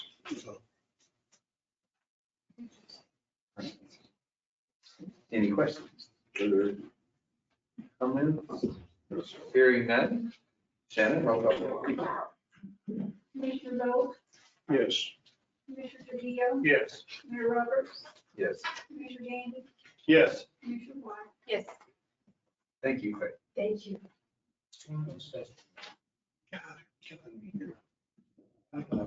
Mr. Mayor, I'd like to make a motion for resolution 2024-043, approve application for financial assistance and project approval to New Mexico Finance Authority. Second. Okay. Motion and second on this resolution. It's facing, Oh, it's like all over the place. How many got 88? This is the, let me just explain what this is. This is the local government planning fund, and this does require a resolution for the application. Not like a lot of them do, but this one does require a resolution. The application includes $50,000 to $100,000 for local governments to submit eligible plans, preliminary engineering reports, feasibility studies, environmental information documents, comprehensive plans, asset management plans, water conservation plans, and master plans. We're going for this funding for the water master plan. Any questions? thank you. All right, hearing none. Shannon? Yes, Mayor Roberts, Yes. Commissioner White, Yes. Commissioner Gandy, Yes. Commissioner Bowe, Yes. Commissioner Trujillo. Yes. Shannon, on the Parks and Recs board, Right here. how many are we trying to fill? Just one. Yeah, one position. All right, here we go. Mr. Mayor, I'd like to make a motion for resolution 2023. Sorry. Hang on. I'm doing Yeah, that next two really. Okay, so typo. Resolution 2024-044, appoint Parks and Recreation Board member. Which one? Why do I gotta make that choice? That's right, because I made the decision. I got a letter from Mr. Danny Kelly. I assume we give him a try. May I say something? Yes, ma'am. Commissioner or Nathan Butcher had put his in when Bernard Butcher decided he didn't want to take on the position. And his letter was in your packet. Oh, And then today, I received this letter from Mr. Kelly expressing his, I told him, yeah, just go ahead and bring it in. And that's why I laid it at your stations. Oh, okay. I just got the one. so- Considerations, yeah, the other one was in your packet. Mr. Butcher, Nathan Butcher. No problem. Already made a motion, so you can second it or butcher it. Oh, that was no pun intended. Oh, my God, I'm killing it today. Okay. Did you, okay, in your motion, before I acknowledge it, what, for Mr. Kelly, is that? Yes, okay, so that's what I saw on my desk here. I didn't know the other one, I didn't miss them out. So, you know, I went by knee jerk reaction here, and so you can vote yes or no, and we can redo it again. Okay, all right, we have a motion and a second. Further discussion? Hearing none. Shannon, roll call vote. Commissioner Bowe, No. Commissioner White, Yes. Mayor Roberts. At least you got the last one. That's not gonna be. Well, no, actually, I was kind I'm gonna say yes.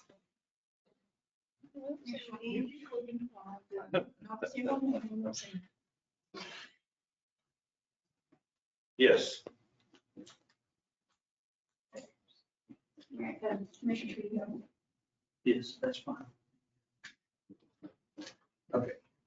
And on that, this is a good point to bring this up. I know we changed it up, but I'm officially supposed to break a tie.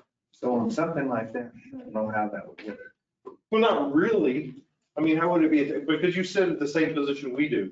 In like the way a home rule or somebody else is set up, then that would be true. But in our position, Doesn't matter. it doesn't really matter because you have as much voting power as the rest of us. I mean, it could be either way. So Okay, all right. one of us has to break that tie, so, yeah, so even, Okay, so we all share that responsibility. sounds good. So back to. We had enough yeses, right? Okay. We have enough yeses, we are moving on Okay. to, Mr. Mayor, make a motion for resolution 2024-045, approve credit card master limit. So $5, right? So We have a motion in a second.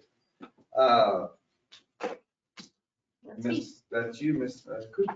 Yes, that's me. We just have a need for some of our departments to open a little bit larger of a credit card limit on their credit cards. And then also just a couple more that we're needing for travel, various reasons. So we spoke with the bank and he was amenable to 100,000. So Is that divided between all the cards or certain cards? it's get gonna be some limits? cards and should have gotten it. I think so. I'm not sure. There was a list, but should have gotten a breakdown of the cards, but. Before we had it, where no one department had more than $5,000. I can remember, we're having, one for the police department, one for the fire department, most of the ones they use for travel and, things like that. We're actually giving our city manager one as well. I get one. You go. Yeah, yeah. Check. No, but- That's 5 minutes. That's $10. Yeah, we're also integrated master travel one because currently now we can either get the finance one or Shannon's and then people who need to get things quickly can get them. So, What would be the maximum use of the cards? I believe it was 7,500. Really? There's some other 5,000 now. No, I mean. Oh, animal control as well. Animal control, I think we raised a little bit to 10,000 because she has so many grants that she has to go get for. Well, that was my concern, with the natural cost, just looking at my expenses versus what it was a couple of years ago. 75 is even close some days. So. And the departments too, the departments have, like police has 3 cards and fire has 3 cards. So we looked at the ones that some of them aren't getting them at all. And then we have, so we kind of looked at historical use, and who was running out before we made the next payment to bring up their credit. how are we monitoring these cards? They return receipts in with their credit cards every month, and we look through the payments and just make sure. And they have to do a PO. We require the same purchasing as we do with any other purchase before they can purchase anything, even on their credit card. They have to do a purchase order for it. Okay. And I was just asking because I know on our expense approval reports, we used to have it on there as far as with the visas and everything.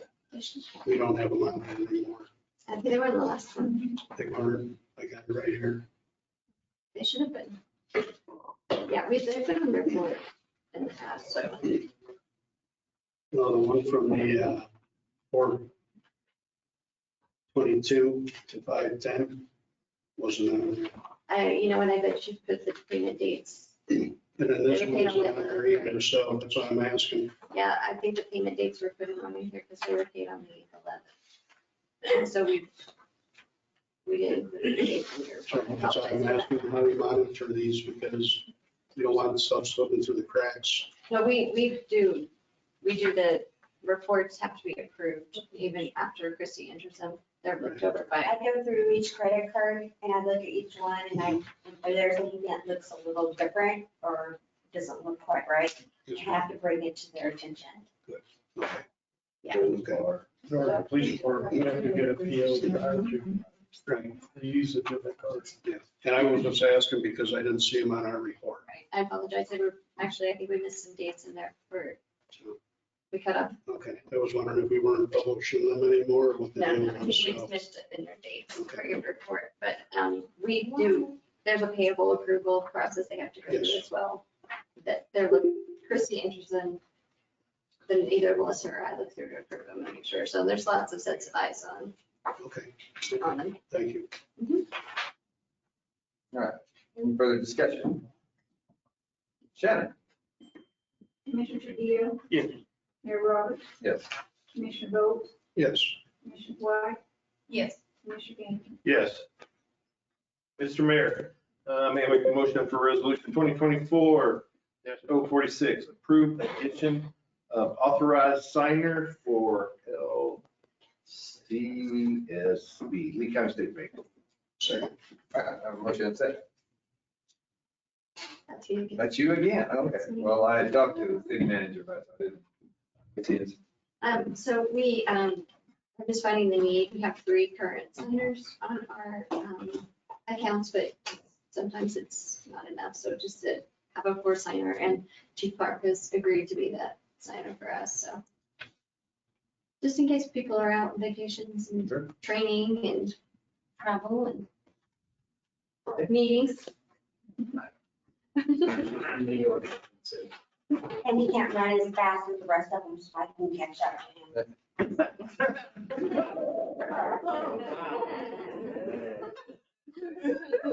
Catch a break, can you, Tim? Blow, blow.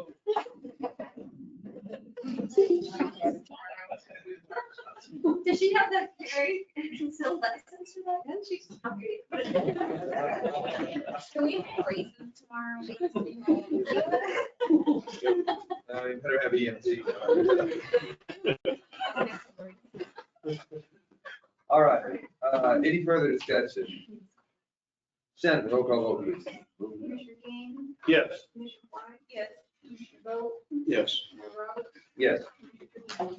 Yes. Mr. Mayor, I'd like to make a motion for resolution 2024-047, adopting the fiscal year 2024-2025 interim budget. Second. All right, that motion and second. To adopt it, yes. I don't think we have any choice, but go ahead, Ms. Director. Just, we had the workshop last Thursday. There have been a few changes, just some looking through, making sure things matched up. Actually found everything to do with debt schedule, so that made a few changes. Overall, the surplus went up versus what you looked at last time. So if you have any questions, I'm happy to answer them. We went over this in great detail Right. for 3 hours. Not me. All right. I was, Oh, that's right, you weren't here. I was not here for the fun. Do you have any questions? I do not. I all want to answer. All right. Any other questions? All right. Hearing none. Shannon, roll call vote. Mayor Roberts? Yes. Commissioner Bolt? Yes. Commissioner Trujillo? Yes. Commissioner Gandy? Yes. Commissioner White? Yes. Mr. Mayor, may I make a motion for resolution 2024-048, conditional variance. Approval for 507 West Avenue G carport, size setback and encroachment. Second. We have a motion. Second for consideration in this. Just pulling it up. All right, is that you? Ms. Ball? Mayor and Commissioners, we had an owner who built a carport in a back patio without city or state permits. Code enforcement went by and visited them. They come in to get permits. Upon looking at it, the carport did not meet setbacks and is actually encroached city right away by 4 feet. The posts of the carport have not encroached. They're right on the property line, but the overhang is a 4-foot overhang. We have gotten with the owner, planning and zoning has heard this 2 different times. There were some issues with measurements the first couple of times. What we're requesting and what planning and zoning approved was that they get a conditional approval. Basically, that condition is they have to get the proper state permits for that carport and that back patio, which would require them to get some engineering because it is a metal structure. And so basically, they didn't want to pay for all the engineering until they know they'd be able to get the variance, because the engineering will cost them quite a bit. So that's why we wanted to go with the conditional variance, based on them getting the permits and finalized by state inspector. So basically, if they don't go through with the rest of the paperwork, they'd have to take those down because the variance would become null and void. But if they're not able to get the permits, Then it would become null and void. null and void also. Yep. I have to follow through with the whole CID process in order for the permit to be valid variance. This, where they encroach the easement on Avenue G, that is an 80-foot easement. This is a residential street. Do not see the city ever using 80 foot of easement in that area. I calculated even if we did 56 foot wide, which is what a 4-lane highway is, they would still have over 7 foot before you even got to the edge of their carport, which would leave room for a sidewalk and anything else. So I don't ever see us expanding it that wide in that area. Pretty much if we do anything, it would be adding sidewalk to the existing curb. Let's see us widening that road in the future.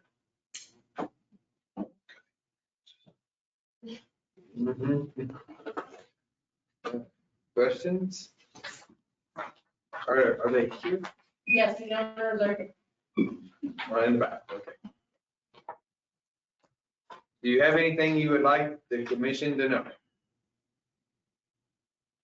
Well, it's why you give me a chance to leave it.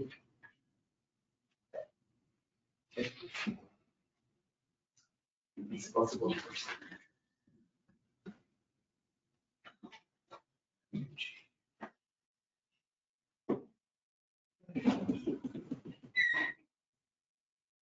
All right, any further discussion?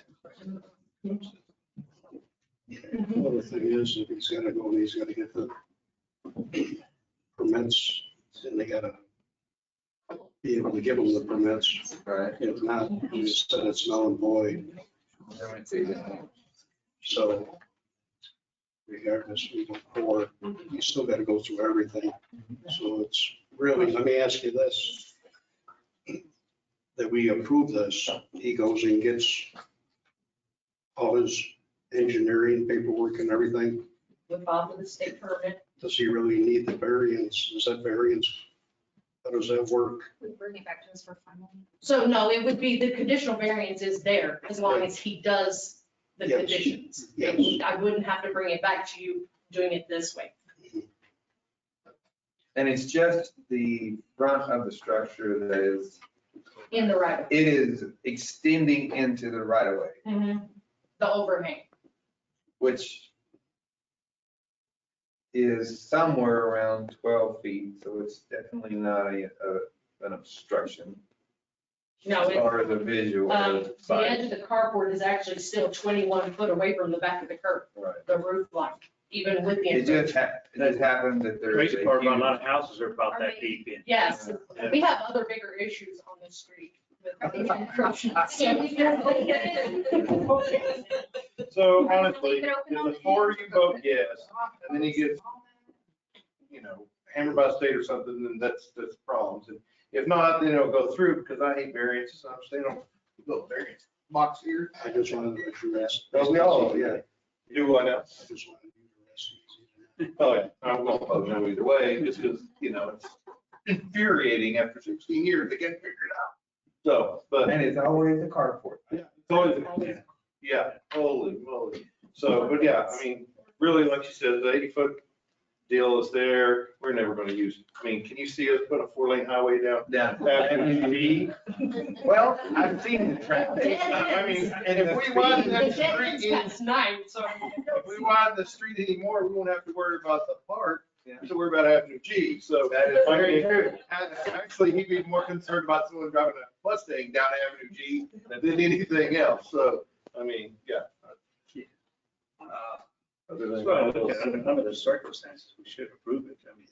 I mean, if it was sticking on the road or something like that, or I see a lot of carports that we have approved and hell, there's like just the sidewalk between that and the carport and that's about it. So this one has to be. This one has a lot more room. A lot more room. I mean, you're never gonna, if you're going to the north side of town, it's nasty. But I understand, Commissioner, again, at some point, we gotta say no, but maybe not today. This is one of those deals that is a catch-22. Yes.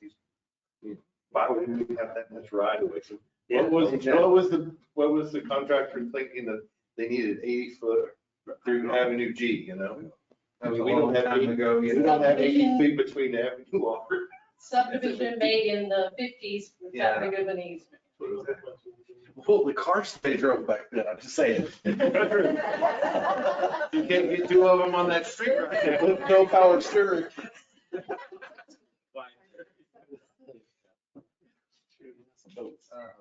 Sir, we wish you luck with your permits. And we want to encourage you to always check. She does a great job. Please check with her before you construct something. I would hate to see you have to tear it down. So, all right. No further discussion? Shannon, roll call vote. Commissioner White? Yes. Commissioner Trujillo? yes. Mayor Roberts? Normally I say no, but I'm gonna say yes, just to move us along. Commissioner Bowe? Yes. Commissioner Gaines? No. Okay. He always says no. I always say no, that's right. Thank you for. Yeah, a lot of people walked out here mad for the same reason. So. Mr. Mayor, resolution 2024-049. Conditional variance approved. It's the deal. Conditional variance approval for a home addition and carports on 200 North Roosevelt Drive. I don't know, I was gonna ask. the same question. All right, I have a motion and a second. Continue on, Ms. Ball. Mayor and Commissioners, so this code enforcement stuff, these people building a carport, an addition, well, actually 3 carports, an addition, and all, basically the carport along the alley, it actually meets setbacks because it's considered this, well, no, it doesn't, because it's a side yard, it needs a 5-foot setback. So both carports are not in compliance with side yard setbacks. The front of the home, which the home was placed sometime between 2014 and 2000, and now, right? 2017, I could see it on Google Earth, 2014, it wasn't there. So, but it doesn't give us the date of the non-conforming. So it was placed there without the proper setbacks to mobile home in the first place. That happened a lot back then. So we need a variance, and again, we was going with the conditional because of the additions he's doing. We want him to get the correct state permits. It started as a mobile home, Started as a mobile home, and we just added to it. just adding on a room and a carport in the side, on both sides, and a carport at the back. So it is in a commercial zone. So, or no, it's in a B zone, and Where is Roosevelt? right above the fairgrounds. Just north of the fairgrounds, Fairview Edition. So you have Adams, Roosevelt, Fair Drive, all those just off of Washington to the north of the fairgrounds. There's a little subdivision. So he sits on the corner of Washington and Roosevelt. Okay. So again, to make these all compliant, we have to give variances. Again, the addition doesn't meet the 25-foot setback. If he did the addition, it would not be alongside this home where he wanted it. And of course, he started all this without permits. So they did stop construction and we're waiting for this to go through. Okay, The same owner is question. present. The owner is present. She speaks very little English, but. Okay, I assumed that was her. She's the only one that we haven't accounted for today, so. That's okay. Okay. Who's here from planning and zoning? Betty is, right? Betty is, yeah. Ms. Betty. Come let's. What would, yeah, come, I got questions. Okay, well, that's the reason, I want to hear what this group, what their thinking was on this. We wasn't. We wasn't thinking, okay. It's one of them days, I thought, he'd already started building this. Well, now he's gotta get it engineered, and the engineering for the wood part that he's building on. They get permits. But that's not gonna be costly. The variance is to get them all that. Well, the variance is right, is to force him It's forcing him to get all the. Well, and yeah, the engineering, I mean, on a home, effectively. Because neither one of them are engineered or permitted and. all of these.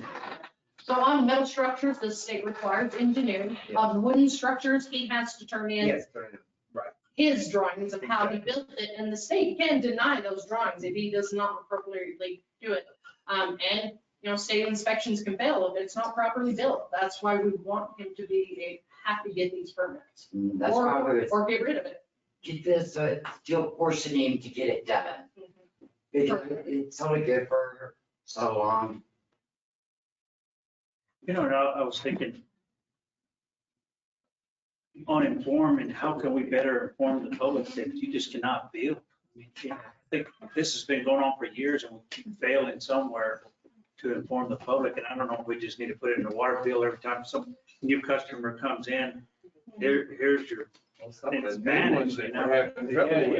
The old ones too. Yeah. But even now, I mean, to send it out twice a year, just in Spanish and English, and say, look, it covers us on the deep, I guess, on the defense side, that we're doing our part to inform the public, and that way they know the end results if they don't comply.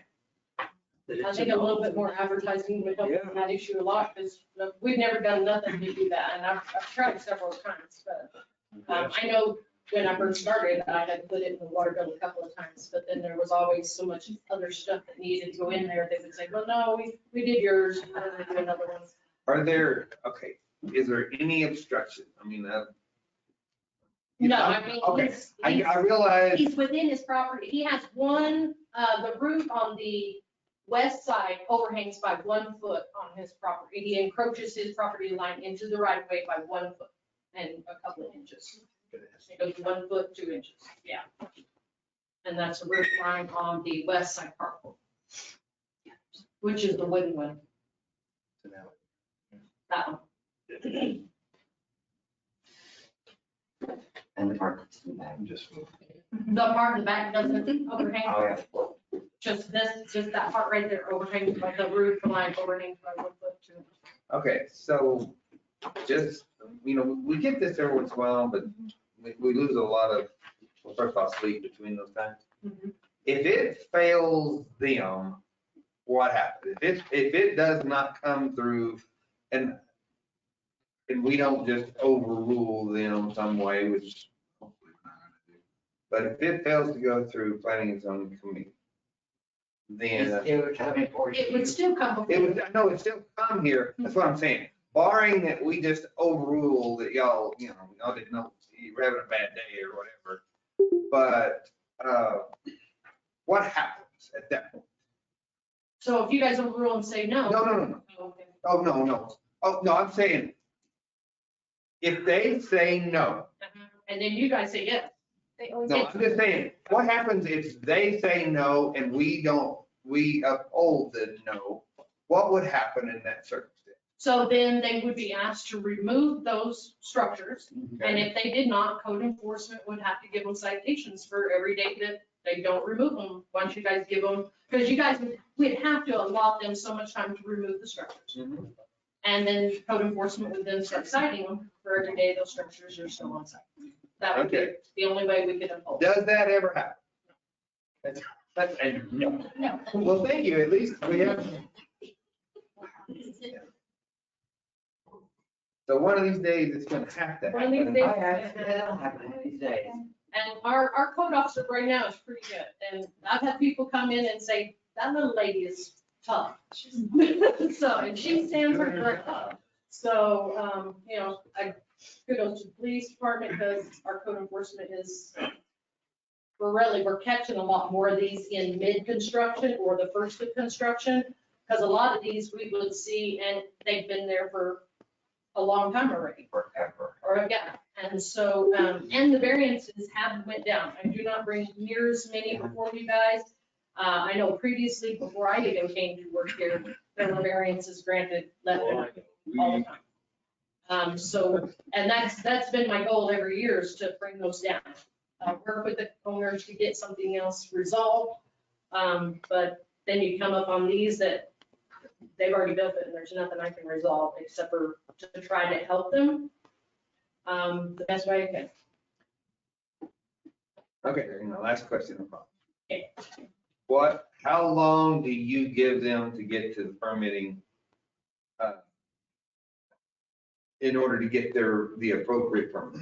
So as long as they're working with me and I know they've contacted an engineer to get the drawings done, sometimes the engineering holds them up longer than they hold themselves up. I understand. But as long as they're in contact with me, and most of the engineers that have been used locally, I know, so I know if they're being worked on or not. If there's no movement at all within about 90 days, there's nothing happening, then we'll probably revisit the whole activity. Because at that point, if they're not contacting me and not trying to proceed with the correct way of fixing this, we will turn around and reverse this. I lied to you. Has that happened? I haven't had to. That's what I'm saying. Has that? I have had people comply. All right. I hope you don't. Any further questions? We can beat this. All right, Shannon. Commissioner Gandy, No. Mayor Roberts, No. Commissioner White, Yes. Commissioner Bowe, Yes. Commissioner Trujillo, Yes. You're so kind-hearted people. Mr. Mayor, maybe we move on to resolution. Resolution 2024-51, street closure for smoking on the. You got that. I was so excited. Okay, fine. Okay, that's, all right. Resolution, may I make a correction, Mr. Mayor? For resolution 2024-50, authorize MOA between the city of Lovington and New Mexico Outdoor Recreation Division, acceptance of $500,000 for Chaparral Park outdoor infrastructure projects. Okay. It's a project. Second. All right, motion and second. Yes. He is empty, man. All right. Mr. Mayor, Commissioners, City manager. as previously discussed, we were approved for $500,000. I sat down with Ms. Leslie and Jason Woods this morning about this project.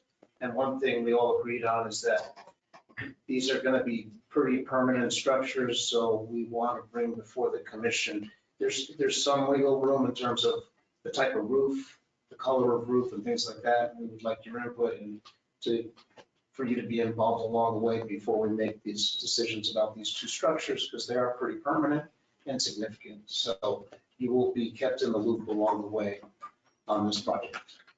But we think it would be a huge benefit to Chaparral Park. Something that doesn't show footprints. All right. Well, we appreciate the movement on this. Any other questions, discussion? Hearing none, Shannon. Commissioner White, Yes. Commissioner Gandy, Yes. Mayor Roberts, Yes. Commissioner Bowe, Yes. Commissioner Trujillo. Yes. Mr. Mayor, I make a motion for resolution 2024-051, street closure for smoking on the plaza. Okay, motion and second. I'll take that for Main Street. All right. So Smoking Onion Plus is coming up on the 14th and 15th of June. They would like to request the street closures, as you see outlined in your packet, from June 13th at 6 PM for the vendors to start setting up that evening. And then they would have all the vendors out by June 16th at 9 AM, be able to reopen those streets. Do you have any questions on this? I can call if we need the questions answered by Main Street. Do we have that many vendors or is that back street way back there? So the main thing we have the most of is the actual cookers that are in the contest. That is what, so East Street is our overflow for cookers. Okay. Because we did need that area. Last year they had the cookers, to get that many cookers in here, we gotta have that much. Can I ask a question? Mhm.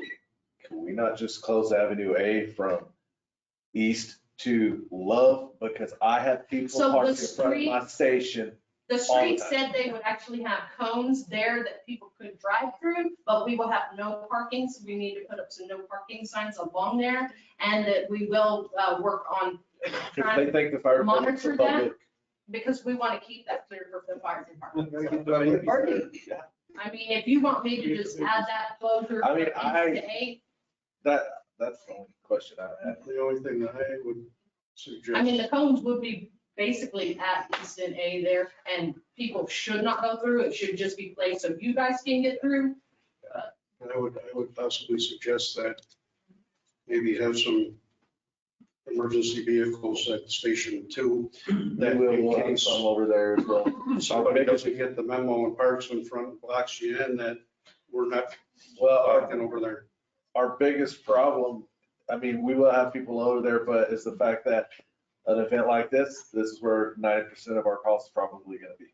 It's right there. It's right there in that area. The only thing is that you can't get out. So what we try to do is always make sure we have trucks that can come straight out onto Love Street. But in the event that, we have to come out that area, we can't have vehicles parked. I mean, that's a no park. I mean, people should know, I hate to say it should be common sense, but it should be common sense. You don't park in front of your emergency vehicles. Right, right. We can't get permits and you want to worry about people parking? Jeez. I was gonna say, Commissioner Bolt is going to open a store instead of selling common sense. You're gonna go broke like that. I don't know if I could keep it in stock.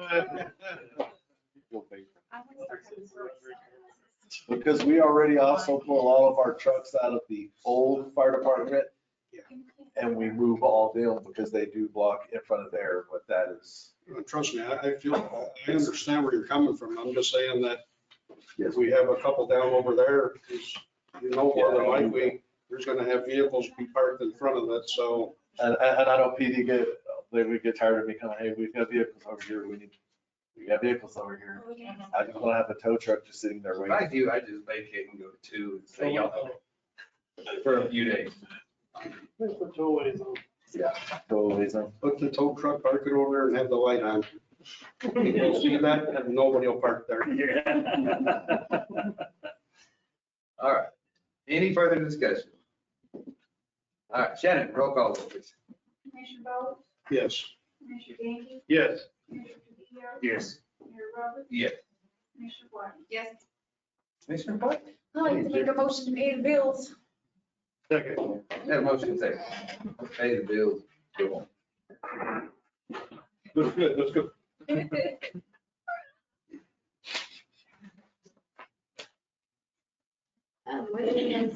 One of the big things is general welding supply. We did a lot of catch-up on some billing for basically canisters that we use in our various farms like parks and streets. They were coming in and everybody sent over to the various departments to do POs and stuff, so we got them all caught up. POs being created on a monthly basis, so they can stay on top of. I totally appreciate it. Yeah, yeah. I have just one question, just one. Yeah. Conti Energy Control LLC for building maintenance, It's 3,300. It was HVAC work done on the water department. Okay. And yeah, that name kind of popped out at me also. Right. I would also add for the, on page 3, James Cook and Hobson, 71,000. I think there was some money left in the capital fund, or the water fund. Anyway, Robert, we basically decided to get some 4 motors for the booster pumps. So 2 for booster tanks 1 and 2 for booster tank 2, basically to have on the shelf in case these pumps go down, the critical pumps that get the water to the city. And then the 43.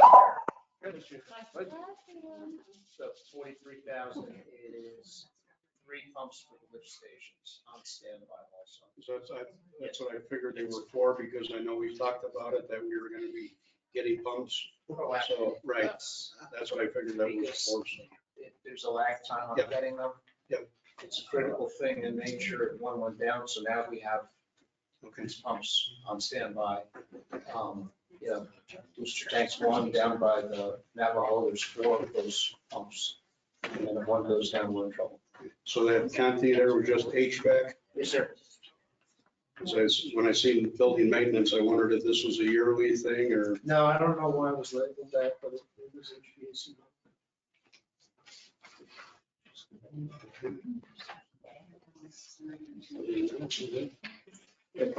I ran across Dwayne's motion picture and at the library. At the library, and I'm like, wow, I didn't know that magazine was still in. Apparently.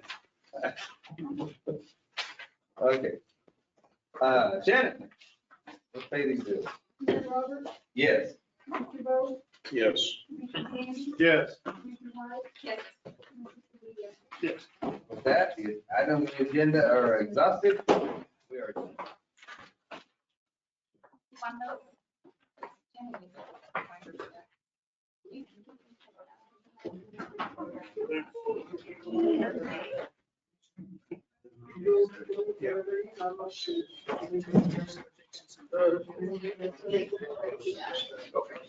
Yes. All right. Like I said, I understand where you're coming from.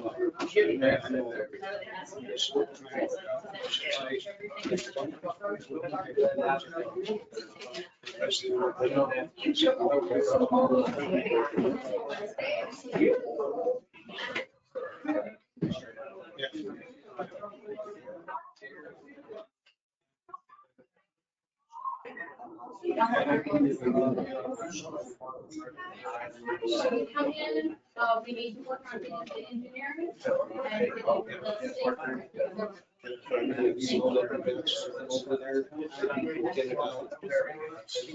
Peace of mind for yourself. So we always, we have.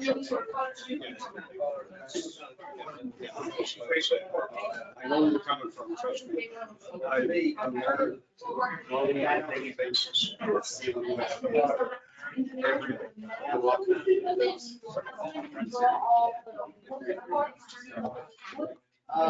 Themselves.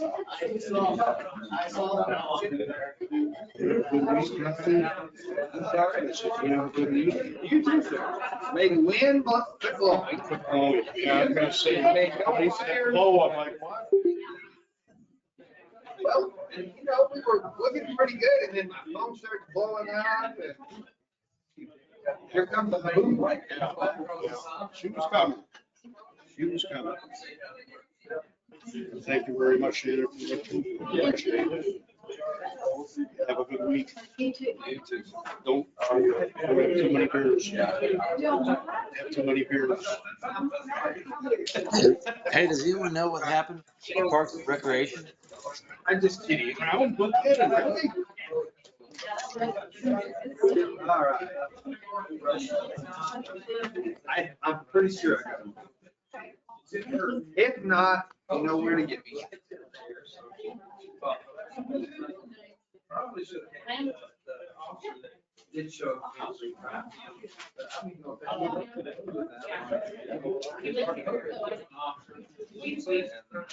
his number.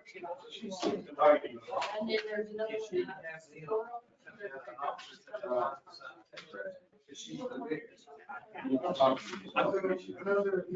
Just trying to get myself organized. I don't mind you, I just don't start answering. That's right.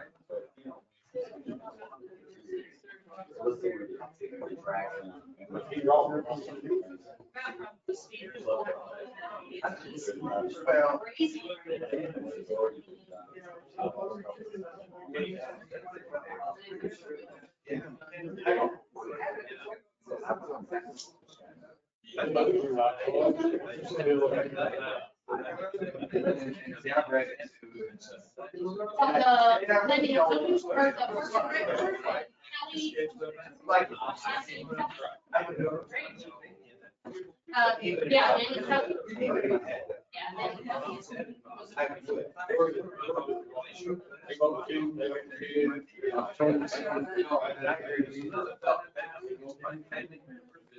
Maybe.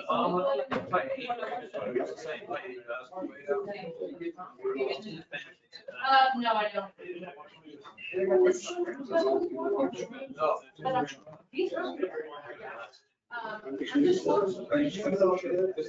You just said I don't know, since I'm asking you. Well, it has been. So, and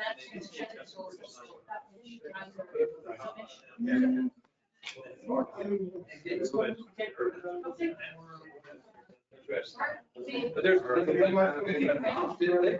he was doing he's trying to do the same thing. He lowers he'll do five, there's like $500. But he'll lower it down to 100. Or vice versa. He goes, somebody comes, gets out. They'll just stay away from the park. Stay home and go somewhere out in the country.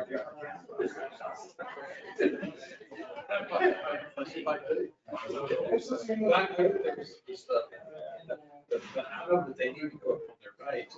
I don't know the tops. Didn't have the commission have to go, but I think they have the right. So, it's some kind of uniform package for the flag guy. I don't slow her up. Out here, you need to train 78 times. They do. What you can do is you can look at some of them. So that's what they do, like on water luggage. Say, well, we don't want to do that. We want to do the levels. I was gonna get Candace in there and then RT, I got different judges up there. So I was gonna kind of get their rate sheets and kind of see. And then, so we're really not supposed to be Z.